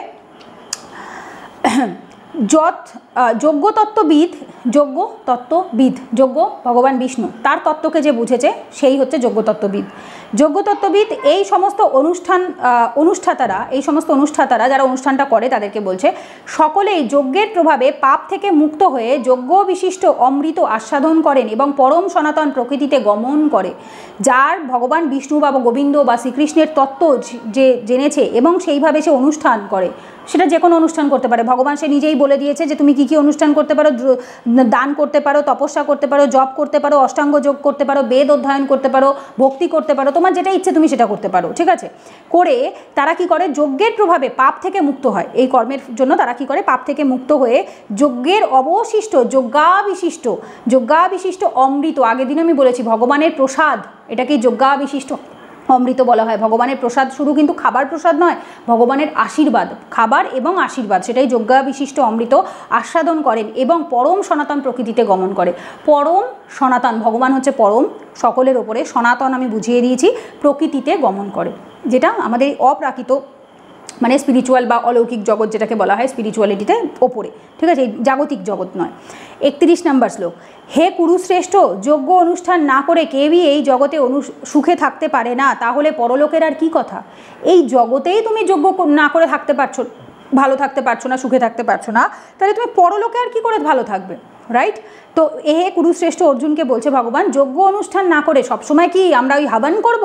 না, হাবান তো কলিযুগের জন্য নয়, সেই সময় ছিল দাপরে, ভগবান যেটা বলেছে সেটা দাপরের পয়েন্ট অফ ভিউয়ে। বাট আমাদের এই সময় কি যজ্ঞ? নাম সংকীর্তন যজ্ঞ, ভগবানের ভক্তির যজ্ঞ, ভালো শুদ্ধ কর্মের যজ্ঞ, সেইটা হচ্ছে আমাদের হাতে রয়েছে। তো সেই যজ্ঞ না করে কেউই সুখে থাকতে পারে না। তাহলে পরলোকের আর কি কথা? পরলোকে আর তুমি কীভাবে ভালো থাকবে? পারবে না। 32 নম্বর শ্লোকে, এই সমস্ত যজ্ঞ বৈদিক শাস্ত্রে অনুমোদিত হয়েছে এবং এই যজ্ঞগুলি বিভিন্ন প্রকার কর্ম থেকে জাত হয়েছে, সেগুলি যথাযথভাবে জানার মাধ্যমে তুমি মুক্তি লাভ করতে পারবে। ভগবান বলছে যে এই যে যজ্ঞগুলো, তখনকার দিনে তো অনেক রকম যজ্ঞ হতো, যেটা আগেও বলেছি, রাজসূয় যজ্ঞ, বাজপেয়ী যজ্ঞ, অশ্বমেধ যজ্ঞ, এরকম অনেক ধরনের যজ্ঞ হতো। এখনও টুকটাক যজ্ঞ হয়, ঠিক আছে। ধরো ইস্কন মন্দিরে যখন কোনো বড় পুজো হয়, দেখবে এই যে যখন নৃসিংহদেবের মন্দির উদ্ঘাটন হলো মায়াপুর ইস্কনে, বড় বিশাল বড় যজ্ঞ হয়েছে। বা ইস্কনে যখন বৈদিক বিবাহ হয় তখন অনেক বড় যজ্ঞ হয়। কোনো বাড়ির অনুষ্ঠান, বাড়িতে যখন গৃহপ্রবেশ হয়, যে কোনো কিছুতে বড় যজ্ঞ হয়। তো এই যেগুলো যজ্ঞ অতি অবশ্যই প্রচণ্ড মাহাত্ম্য রয়েছে, কিন্তু এটা তো আমরা ডেলি বেসিসে করতে পারি না। আমরা কি করতে পারি? ভগবানের নাম করতে পারি, ভগবানের পায়ে সমর্পিত হতে পারি, ভালো কর্ম করতে পারি, ঠিক আছে। তো বৈদিক শাস্ত্রে এগুলো অনুমোদিত হয়েছে এবং এই যজ্ঞগুলি বিভিন্ন প্রকার কর্ম থেকেই জাত হয়েছে। এক একটা কর্মের ফল দেয় বা এক একটা কর্মের থেকেই এগুলোর উৎপত্তি এসছে, ঠিক আছে। সেগুলিকে যথাযথভাবে জানার মাধ্যমে তুমি মুক্তি লাভ করতে পারবে। যখন তুমি সেটা জানবে যে এইগুলোর এক একটা যজ্ঞ আমরা কেন করি, আমরা নাম জপ কেন করি, ভগবানের ভালোবাসা পাওয়ার জন্য, ভগবানের প্রিয় হওয়ার জন্য, রাইট। প্রত্যেকটা যজ্ঞের কারণ থাকে, তো নিশ্চয়ই কারণ থাকে, কোনো মেটেরিয়াল কারণ নয়, ঠিক আছে, পুরোটা স্পিরিচুয়াল কারণ। 33-33 ভগবান বলছে, হে পরন্তপ অর্জুনকে বলছে, দ্রব্যময় যজ্ঞ থেকে জ্ঞানময় যজ্ঞ শ্রেয়। হে পার্থ, সমস্ত কর্মই অবশেষে চিন্ময় জ্ঞানে পরিসমাপ্তি লাভ করে। ভগবান স্বয়ং নিজে উত্তর দিয়ে দিয়েছে, হে পরন্তপ, দ্রব্যময় যজ্ঞ, তুমি যজ্ঞে ঘি দান করছো, ফল দান করছো, ফুল দান করছো, কিছু আহুতি দিচ্ছ, স্যাক্রিফাইস করছো, এগুলো করে কি হবে? এগুলো তো দ্রব্য। দ্রব্যময় যজ্ঞের থেকে জ্ঞানময় যজ্ঞ শ্রেয়। তোমার বুদ্ধি যখন সেই স্তরে উঠবে, তোমার জ্ঞান যখন সেই স্তরে উঠবে, তখন তোমার আর ওই 4টে ইট কাঠ পাথর বালি দিয়ে যজ্ঞ করতে হবে না। তোমার কর্মই যজ্ঞের সমান হয়ে যাবে, তোমার জীবন ধারণ, তোমার জীবনশৈলীই যজ্ঞের সমান হয়ে যাবে। তুমি কি রোজ দিন যজ্ঞ করে অন্ন পাবে? না, যে রান্নাটা করছো সে শুদ্ধ সাত্ত্বিকভাবে রান্না করে ভগবানকে নিবেদন করো, করে প্রসাদ গ্রহণ করো, তাহলেই তুমি এমনিই শুদ্ধ হয়ে যাবে। জ্ঞানময় যজ্ঞ অনেক বেশি শ্রেয়, তোমার জ্ঞান পরিশুদ্ধ হওয়াটা বেশি ইম্পর্টেন্ট। হে পার্থ, সমস্ত কর্মই অবশেষে চিন্ময় জ্ঞানে পরিসমাপ্তি লাভ করে। সমস্ত কর্ম তুমি যা করো, সমস্ত কিছু কোথায়? আমাকে এসে সমস্ত কিছু, সব কিছুর কেন্দ্রকে আমি, ভগবান। আমি ইন দ্য সেন্স গোবিন্দ নিজেকে বলছে। সো সমস্ত কিছু আমাতে এসে বা চিন্ময় জ্ঞানে এসেই, চিন্ময় জ্ঞান ভগবানের জ্ঞান, যেটা পরিসমাপ্তি লাভ করে। 34 নম্বর শ্লোক, সদ্গুরুর শরণাগত হয়ে তত্ত্বজ্ঞান লাভ করার চেষ্টা করো, বিনম্র চিত্তে প্রশ্ন জিজ্ঞাসা করো এবং অকৃত্রিম সেবার দ্বারা তাকে সন্তুষ্ট করো, তাহলে সেই তত্ত্বদ্রষ্টা পুরুষ তোমাকে জ্ঞান প্রদান করবেন। গুরু কেন প্রয়োজন? গুরুবিহীন জীবন ইজ লাইক আ অনাথ। আমি এটা ভীষণভাবে ফিল করি, কেন জানি না, এটা আমার প্রচণ্ড ফিল হয়। বাবা মা আছে, গোবিন্দ আছে, সবাই আছে, বাট স্টিল সবসময় মনে হয় কাশ কবে আমার দীক্ষা হবে। আমি চেষ্টা করে যাচ্ছি, বাট এখনও সময় লাগবে, 1-1.5 বছর লাগবে। আমি এখনও সেই ইয়েতে উঠিনি যার জন্য দীক্ষা হতে পারে। তো সদ্গুরুর শরণাগতি না হলে, কারণ গুরু হচ্ছে ইজ লাইক, স্কুলে দেখবে একটা জিনিস, প্রথম দিন আমরা কোথাও পড়তে গেলে পরে বাবা মা হাত ধরে পড়ার স্যারের কাছে নিয়ে যেত, গিয়ে তার কাছে ছেড়ে দিত, দিয়ে বলতো এই যে স্যার দিয়ে গেলাম ছেলেকে মেয়েকে, মাথা আর চোখটা বাদ দিয়ে যেখানে খুশি মারুন, কিন্তু তৈরি করে দেবেন যেন ভালো মানুষ হয়। এটা সবাই ছোটোবেলায় শুনেছি। আমাদের জেনারেশনে ওসব ছিল না যে মারলে স্যারকে থানায় ধরিয়ে দেওয়া হতো, এসব আমাদের জেনারেশনে ছিল না। আমাদের জেনারেশনে স্যাররা মাথাটা বাদ দিয়ে, চোখ বাদ দিয়ে যে কোনো জায়গায় পিটাতো, পিটিয়ে একদম সোজা বানিয়ে দিত। ভাগ্যিস তারা মেরেছে, আমরা ভালো মানুষ হতে পেরেছি। গুরু থাকাটা ইজ ভেরি ইম্পর্টেন্ট। তো গুরু আমাদেরকে কি করে, হাত ধরে গোবিন্দর পায়ে এরমভাবে ফেলে দেয়, এই যে গোবিন্দ নাও, আর একজনকে দিয়ে গেলাম। তো গুরু থাকা ইজ ভেরি ভেরি ইম্পর্টেন্ট। গুরুবিহীন জীবন, যার মৃত্যু, গুরুবিহীন জীবনে যার মৃত্যু হয়, তার থেকে অধম দুঃখী আর কিছু বোধহয় পৃথিবীতে হয় না। শরণাগত হয়ে তত্ত্বজ্ঞান লাভ করার চেষ্টা করো। গুরুই একমাত্র আমাদেরকে তত্ত্বজ্ঞান দিতে পারে এবং শুদ্ধ হয়। গুরু আন্ডারে আসা মানে আমরা শুদ্ধ হই। আমরা যতই ভক্তি করি না কেন, আমার মধ্যে ভালোবাসা আছে, ভক্তি আছে, সব কিছু আছে, বাট কোথাও না কোথাও একটু হলেও খামতি থাকবে, যেটা গুরু আসার পরে আর হয় না। বিনম্র চিত্তে, বিনম্রভাবে, কোনো রকম ঔদ্ধত্য নিয়ে নয়, প্রশ্ন জিজ্ঞাসা করো। প্রশ্ন তো থাকবেই, মনের মধ্যে অজস্র প্রশ্ন। এই যে আমার মনে এখন যে প্রশ্নগুলো আসে, আমি শুধু গোবিন্দকে জিজ্ঞেস করি, আমি তো কাউকে পাই না জিজ্ঞেস করার। সো গুরু থাকলে এই প্রশ্নগুলো গুরুকে জিজ্ঞেস করা যায়। জিজ্ঞেস করো এবং অকৃত্রিম সেবার দ্বারা তাকে সন্তুষ্ট করো। ভগবানের সেবা, গুরুর সেবা খুব ইম্পর্টেন্ট। তাহলে সেই তত্ত্বদ্রষ্টা পুরুষ, যিনি তত্ত্বদ্রষ্টা, গুরুরা তত্ত্বদ্রষ্টা হয়, তোমাকে তত্ত্ব দ্রষ্টা, তত্ত্ব মানে ভগবানের তত্ত্ব, দ্রষ্টা মানে দেখতে পাওয়ার ক্ষমতা, যার ভগবানের তত্ত্বকে বোঝার ক্ষমতা, দেখার ক্ষমতা হয়েছে সে হচ্ছে তত্ত্ব দ্রষ্টা পুরুষ। তোমাকে জ্ঞান প্রদান করবে। ভগবানের গুরুর সামনে যখন আমরা শরণাগতি নেই তখন আমরা বিনম্র চিত্তে যদি বলি গুরু আমি এটা জানি না আমাকে বুঝিয়ে দিন, তখন গুরুদেব ঠিক বুঝিয়ে দেয়। ঠিক আছে, 35 নম্বর শ্লোক। হে পাণ্ডব, এভাবে তত্ত্বজ্ঞান লাভ করে তুমি আর মোহগ্রস্ত হবে না, কেননা এই জ্ঞানের দ্বারা তুমি দর্শন করবে যে সমস্ত জীবই আমার বিভিন্ন অংশ, অর্থাৎ তারা সকলেই আমার। আমি কি বলেছিলাম আগের দিনকে একজন, আমি ননভেজের ওই ভিডিওটাতে কমেন্টে অনেকে লিখেছে যে ননভেজ ভগবান কোথায় বলেছে ননভেজ খেতে না, বা ননভেজ খেলে কি হয়। বাবু বিষয়টা সেটা নয়। তুমি যদি আমার থেকে ছোট হও, ভাই বা বোন হিসেবে অনেকেই লিখেছে, মানে যারা বুঝলাম আমার থেকে অনেক ছোট, তোমাদেরকে আমি ভালোভাবে একটা জিনিস বোঝাচ্ছি। বিষয়টা ভগবান বলা, বিষয়টা ভগবান না বলার নয়, অবশ্যই ভগবান বলেছে। বিষয়টা হচ্ছে যখন তুমি প্রত্যেকটা জীবের মধ্যে ভগবান দেখবে, তুমি জানবে ওকে খাচ্ছি মানে আমি ভগবানকে খাচ্ছি। প্রত্যেকটা জীবের হৃদয়ে ভগবান আছে, আত্মার জন্ম পরমাত্মার থেকে হয়। এই জ্ঞানটা যখন হবে তখন তোমরা কাউকে কষ্ট দিতে পারবে না। আমার এখনও মনে আছে জন্মাষ্টমীর দিন আমার মা রান্না করছিল আর প্রচুর মিষ্টির থেকে প্রচুর ওল্লা পিঁপড়ে এসেছিলো, কালো কালো মোটা মোটা ওল্লা পিঁপড়ে এসেছিলো। তো একটা পিঁপড়ে মায়ের পায়ে উঠেছিল বলে মা আমার কাছে যে কটা আসছিলো আমি সব ফু দিয়ে উড়িয়ে দিচ্ছিলাম, দূরে সরিয়ে দিচ্ছিলাম। মা কিছু একটা বাটির নিচ থেকে ওকে একটু চাপ দেয়, তো ওই পিঁপড়েটা না মরে যায়। আমি মানে শুধু কেঁদেছি, রীতিমতো কেঁদেছি। শুধু আমার এত কষ্ট হয়েছে যে জন্মাষ্টমীর দিন তুমি পিঁপড়েটাকে মারলে, এটা ভেবে আমার এত কষ্ট হয়েছে। ওটা ওর পরিণতি হতেই পারে, কিন্তু বিষয়টা হচ্ছে কষ্ট হয়েছে এই কারণে, কারণ হচ্ছে ও ভগবানের প্রসাদ খাওয়ার জন্য ঘুরছিল, ও আশেপাশে ওই যে মিষ্টি টিচড়ি পড়েছিল সেগুলো খাওয়ার জন্য এসেছিলো। তো যখন তোমার হৃদয়ে ভগবান বাস করবে, ভগবানকে তুমি বোঝার চেষ্টা করবে, তখন তোমার কারোর প্রতি হিংসা দেশ এসব আসতেই পারে না। তো মানুষের একার প্রতি কেন, এই যে যখন মানুষের প্রতি অন্যায় হচ্ছে, মানুষের প্রতি হিংসা হচ্ছে, তখন তোমরা প্রোটেস্ট করবে, কিন্তু কোনো জীবের প্রতি হয় যখন কেন প্রোটেস্ট করো না? প্রোটেস্টটা সব জায়গায় করতে হয়, সব জায়গায় করতে হয়, কারণ প্রত্যেকটা জীবের মধ্যে ভগবান স্বয়ং বাস করে। প্রত্যেকটা জীবের অধিকার আছে প্রাণ নিয়ে বাঁচার। যদি মৃত্যু হয়ও সেটা ভগবান যেভাবে প্রাকৃতিকভাবে দেবে সেভাবে দেবে। আমি কেন খাবো, আমরা কেন খাবো? এই কারণে ভগবান স্বয়ং নিজে বলছে এভাবে যে তত্ত্বজ্ঞান লাভ করে তুমি আর মোহগ্রস্ত হবে না। আমাদের যাদের তত্ত্বজ্ঞান থাকে না আমরা মোহগ্রস্ত হই, কেননা এই জ্ঞানের দ্বারা তুমি দর্শন করবে যে সমস্ত জীবই আমার বিভিন্ন অংশ। প্রত্যেকটা জীব মানে মানুষ নয়, জীব মানে যার মধ্যে প্রাণ আছে। সবাই এই যে তোমরা বলবে তাদের ভেজ খেলে গাছের প্রাণ চলে যায়, কিছু গাছের যায়, যেগুলো পাতা জাতীয় খাবার সেগুলো শাক পাতা সেগুলোর অবশ্যই যায়। পাপ হয়, আমি অ্যাকসেপ্ট করছি পাপ হয়, আমাদের শাস্ত্রেও লেখা আছে, সেই জন্যই আমরা ভগবানকে নিবেদন করে প্রসাদ করে খাই। যেটুকু বা পাপ হয়, খুব সামান্য পরিমাণ পাপ হলেও সেটা ভগবানকে যখন দিয়ে দিই তখন সেটা প্রসাদ হয়ে যাওয়ার পরে সেটা পাপমুক্ত হয়ে যায়। প্রসাদে কখনো পাপ থাকে না, ওই কারণেই আমরা প্রসাদ করে খাই। ঠিক এই জন্য, কারণ যে ভেজ খাবারেও যেটুকু পাপ হচ্ছে সেইটুকুও যাতে না হয়। আর জেনারেলি আমরা গাছের ফল খাই, গাছটাকে গোড়ার থেকে কেটে মূল শুদ্ধ খেয়ে ফেলে দিই না। গাছের ফল খাই, সবজি খাই, এগুলো গাছের পাতা ফল ফুল এইভাবে হয়, গোটা গাছটাকে কেউ খেয়ে ফেলে না। ঠিক আছে, যদি বা কিছু গাছের যেমন খাওয়া পড়ে, যেমন ধরো অনেক সময় ছোট শাক জাতীয় যে গাছগুলো হয় সেগুলো অনেক সময় খাওয়া পড়ে, বাট সেই জন্য আমরা ভগবানকে নিবেদন করে প্রসাদ হিসাবে খাই সেটা। এই জন্যেই আমার বিভিন্ন অংশ, অর্থাৎ তারা সকলেই আমার। 36 নম্বর শ্লোক। তুমি যদি সমস্ত পাপীদের থেকেও পাপিষ্ঠ বলে গণ্য হয়ে থাকো, তাহলেও এই জ্ঞানরূপ তরণীতে আরোহণ করে তুমি দুঃখের সমুদ্র পার হতে পারবে। ভবসাগর পার করতে পারে কে? একমাত্র গোবিন্দ। একটা ছবি, খুব ফেমাস ছবি আছে, শ্রী চৈতন্য মহাপ্রভু এরকম আমরা হাত তুলে রয়েছি ধরার জন্য এবং তিনি হাত বাড়িয়ে রয়েছে। তুমি যদি সমস্ত পাপীদের থেকে পাপিষ্ঠ হও, যদি তুমি অনেক পাপ করে থাকো, এর আগে মানুষ অনেক পাপ করেছে, আমি কি করিনি, প্রচুর পাপ করেছি, কিন্তু যখন থেকে তুমি বুঝে যাবে তাহলেও এই জ্ঞানরূপ তরণীতে আরোহণ করে তুমি দুঃখের সমুদ্র পার করতে পারবে। জীবনে আমরা আগের জন্মে প্রচুর পাপ করেছি, এই জন্মেও ছোটো বয়সে 18 বছর বয়স অবধি মাছ মাংস ডিম সব খেয়েছি, তারপর মাঝখানে 1 বছর খেয়েছি। তো এই যে বা খারাপ কাজ করেছি, কখনো কোনো মানুষকে আঘাত দিয়ে কথা বলেছি, দুঃখ দিয়েছি, ছোটোখাটো প্রাণীদের তো কতই হাঁটতে চলতে মেরে ফেলেছি, কত অন্যায় করি, কত পাপ কাজ করেছি আমরা। তো সেগুলোর থেকেও তুমি মুক্ত হয়ে যাবে যখন তোমার এই জ্ঞানটা তোমার হয়ে যাবে। এই জ্ঞানে যদি তুমি একবার উঠে যেতে পারো তাহলে তুমি এই যে ভব সমুদ্র রয়েছে, দুঃখের সমুদ্র, সেই সমুদ্র পার হয়ে যাবে। ঠিক আছে, আচ্ছা, এরপর 37 নম্বর শ্লোক। প্রবল রূপে প্রজ্বলিত অগ্নি যেমন কাষ্ঠকে ভস্মসাৎ মানে পুড়িয়ে দেয়, ঠিক আছে, ভস্মসাৎ করে, হে অর্জুন তেমনই জ্ঞানাগ্নিও সমস্ত জড় কর্মফলকে দগ্ধ করে ফেলে। প্রবল রূপে প্রজ্বলিত, প্রচণ্ডভাবে আগুন জ্বলছে, সেটা কি করে? কাঠকে পুরো পুড়িয়ে ফেলে।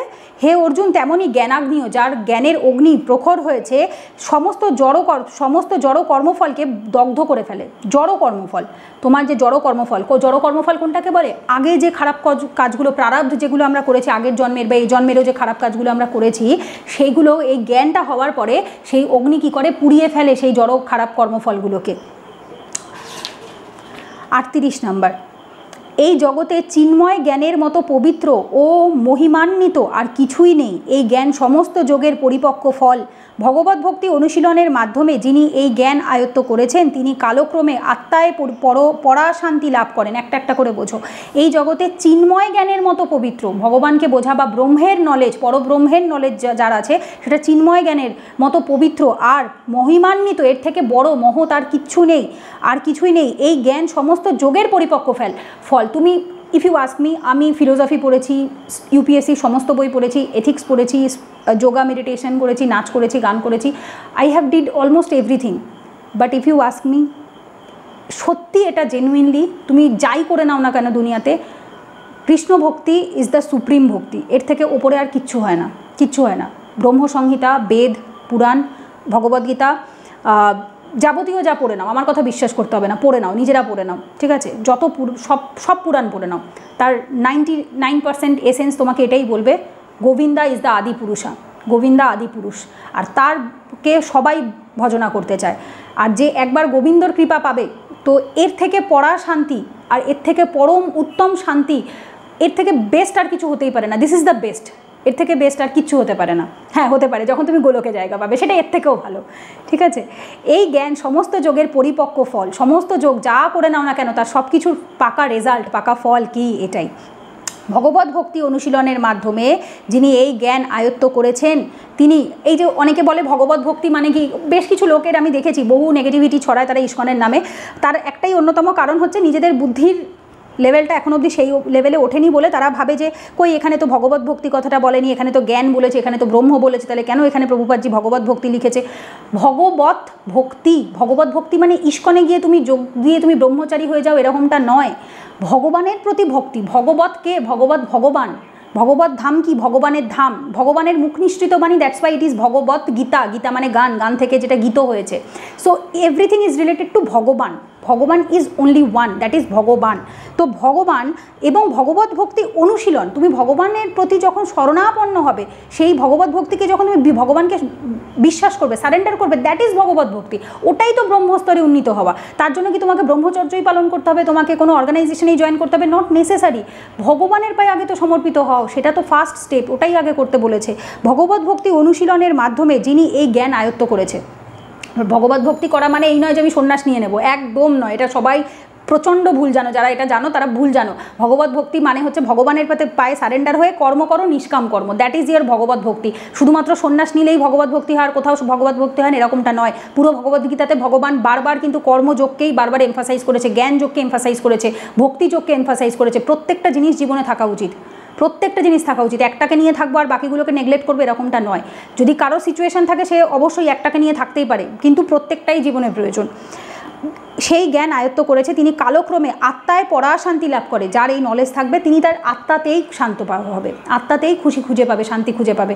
কারণ সে এটা জানবে যে ভগবান আমাকে ভালোবাসে, ভগবান আমাকে সবসময় টেক কেয়ার করে, আমাকে সবসময় ভালো রাখে। আমি যা কাজ করি, আমি যা কথা বলি, আমি যা খাই, সব কিছু ভগবান আমাকে দিয়ে করায়, এই বিশ্বাসটা তখন তার চলে আসে। তো তখন সে নিজের আত্মাতেই শান্তি পায়, কারণ সে জানে এই আত্মাতেই তো গোবিন্দ আছে।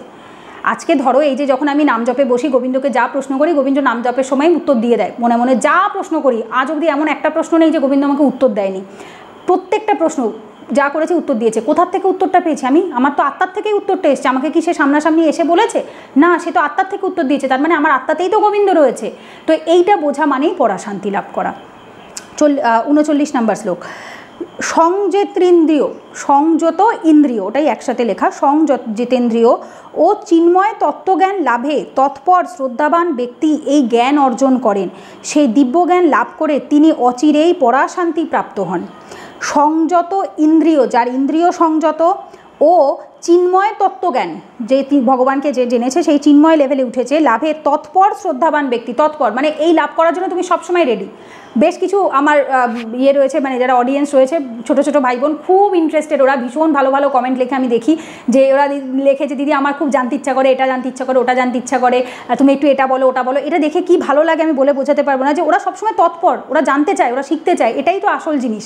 কারণ আমিও আজ থেকে 2 বছর আগে এরকমই করতাম, কাউকে খুঁজতাম, আমাকে একটু কেউ বলো, এটা একটু বলো, ওটা নামটা একটু বলো, বিশ্বাস করো কাউকে পেতাম না, মানে ওই কিছু কিছু প্রভুজিদের ভিডিওতে দেখতাম, বাট আমি যে প্রশ্নটা করছি সেই প্রশ্নের উপর বেস করে কেউ একটা ভিডিও বানিয়ে আমাকে একটু গাইড করে দেবে, আমি কাউকে পেতাম না।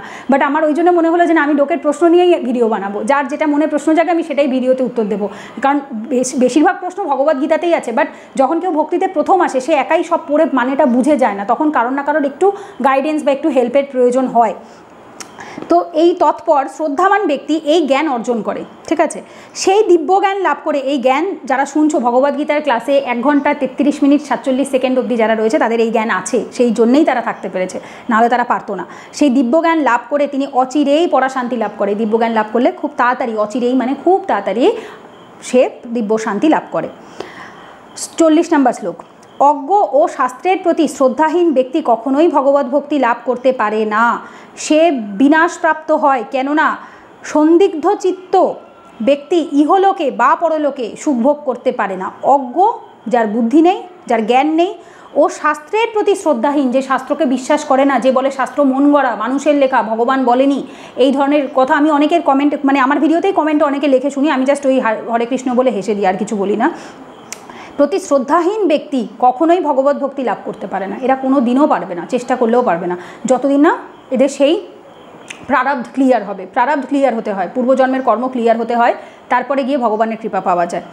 সে বিনাশপ্রাপ্ত হয়, সেই ধরনের ব্যক্তিরা বিনাশপ্রাপ্ত হয়। কেননা সন্দিগ্ধ চিত্ত, সন্দিগ্ধ মানে যার চিত্তে মনে সন্দেহ আছে, ডাউট আছে, ভগবানকে যে বিশ্বাস করে না, ব্যক্তি ইহলোকে মানে এই জগতে বা পরলোকে মৃত্যুর পরে সুখভোগ করতে পারে না, না সে এখানে না সে পরে।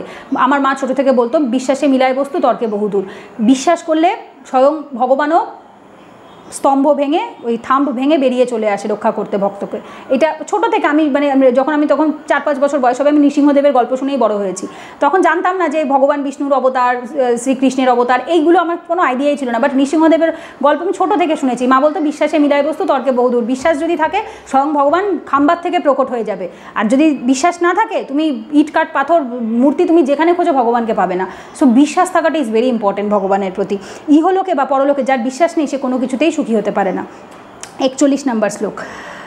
হে ধনঞ্জয়, যিনি নিষ্কাম কর্মযোগের দ্বারা কর্মফল ত্যাগ করেন, জ্ঞানের দ্বারা সংশয় ছেদন করেন এবং এভাবে আত্মায় চিন্ময় স্বরূপ অবগত হন, তাকে কোনো কর্মই আবদ্ধ করতে পারে না। হে ধনঞ্জয় অর্জুনকে বলছে, যেহেতু ইন্দ্রিয়কে জয় করেছে, যিনি নিষ্কাম কর্মযোগের দ্বারা, অলরেডি বুঝিয়েছি আগের দিনের ক্লাসে, কর্মফল ত্যাগ করে, কর্ম ত্যাগ করে না, কর্মের ফল ত্যাগ করে, জ্ঞানের দ্বারা সংশয় ছেদন করে, নিজের জ্ঞান অর্জন করেছে, করে সংশয়, মনে যা ডাউট এসেছিল আজকে এই জ্ঞানযোগের ক্লাস দেখার পর তার মনে সমস্ত ডাউট চলে যাবে। এভাবে আত্মায় চিন্ময় স্বরূপ অবগত হয়, এবং আমার আত্মায় যে চিন্ময় স্বরূপ সেটাতে যে একবার জেনে যাবে, তাকে কোনো কর্মই আবদ্ধ করতে পারে না। এই জ্ঞানযোগের ক্লাস যে ফুললি কমপ্লিট করেছে তার সে কখনো কর্মফলের আশাই করবে না, তাকে কোনো কর্ম বাধ্যে পারবে না, সে সমস্ত কিছু কর্ম করবে। এইটা পরের দিকে পাবে, একটা জায়গাতে ভগবান বোঝায় যে মন হচ্ছে আমাদের সবচেয়ে বড় শত্রু আর সবচেয়ে বড় বন্ধু। যদি তুমি মনকে কন্ট্রোল করতে পারো, এই মন তোমাকে অনেক ভালো কিছু শেখাবে, ভালো কিছুতে নিয়ে যাবে। আর যদি তুমি মনকে কন্ট্রোল করতে না পারো, বুদ্ধিকে কন্ট্রোল করতে না পারো, ঠিক আছে, তাহলে কিন্তু সে তোমাকে একদম বেপথে চালিত করে দেবে। তো যার জন্য এই যে ভগবান লাস্টে বলছে কোনো কর্মই আবদ্ধ করতে পারে না। যখন তুমি এই জ্ঞানটা অর্জন করবে তখন তোমার মন বুদ্ধি সব কিছু তোমার কন্ট্রোলে থাকবে বা ভগবানের কন্ট্রোলে থাকবে, তখন আর এটাই তোমাকে আবদ্ধ করতে পারবে না। 42 নম্বর মানে লাস্ট শ্লোক। অতএব তোমার হৃদয়ে যে অজ্ঞান প্রসূত সংশয়ের উদয় হয়েছে তা জ্ঞানরূপ খড়গের দ্বারা ছিন্ন করো। হে ভারত, যোগাশ্রয় করে তুমি যুদ্ধ করবার জন্য উঠে দাঁড়াও। ভালো করে শোনো। অতএব তোমার হৃদয়ে যে অজ্ঞান প্রসূত হয়েছে, এই যে অর্জুনের মনে যে প্রশ্নগুলো এসছিল সেগুলো অজ্ঞানতার জন্যই এসছিল।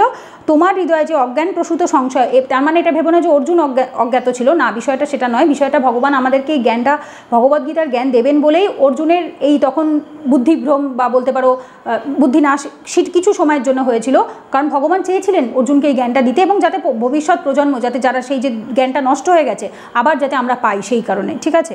সংশয়ের উদয় হয়েছে তা জ্ঞানরূপ খড়গের দ্বারা। এই যে ভগবান যে জ্ঞানটা দিলেন সেই জ্ঞানের, সেটা হচ্ছে খড়গের মতো। সেই খড়গ দিয়ে কী করে? অসুরকে বিনাশ করে। সো অজ্ঞান হচ্ছে অসুরের মতো। তো অসুরকে বিনাশ করো, খড়গের দ্বারা ছিন্ন করো।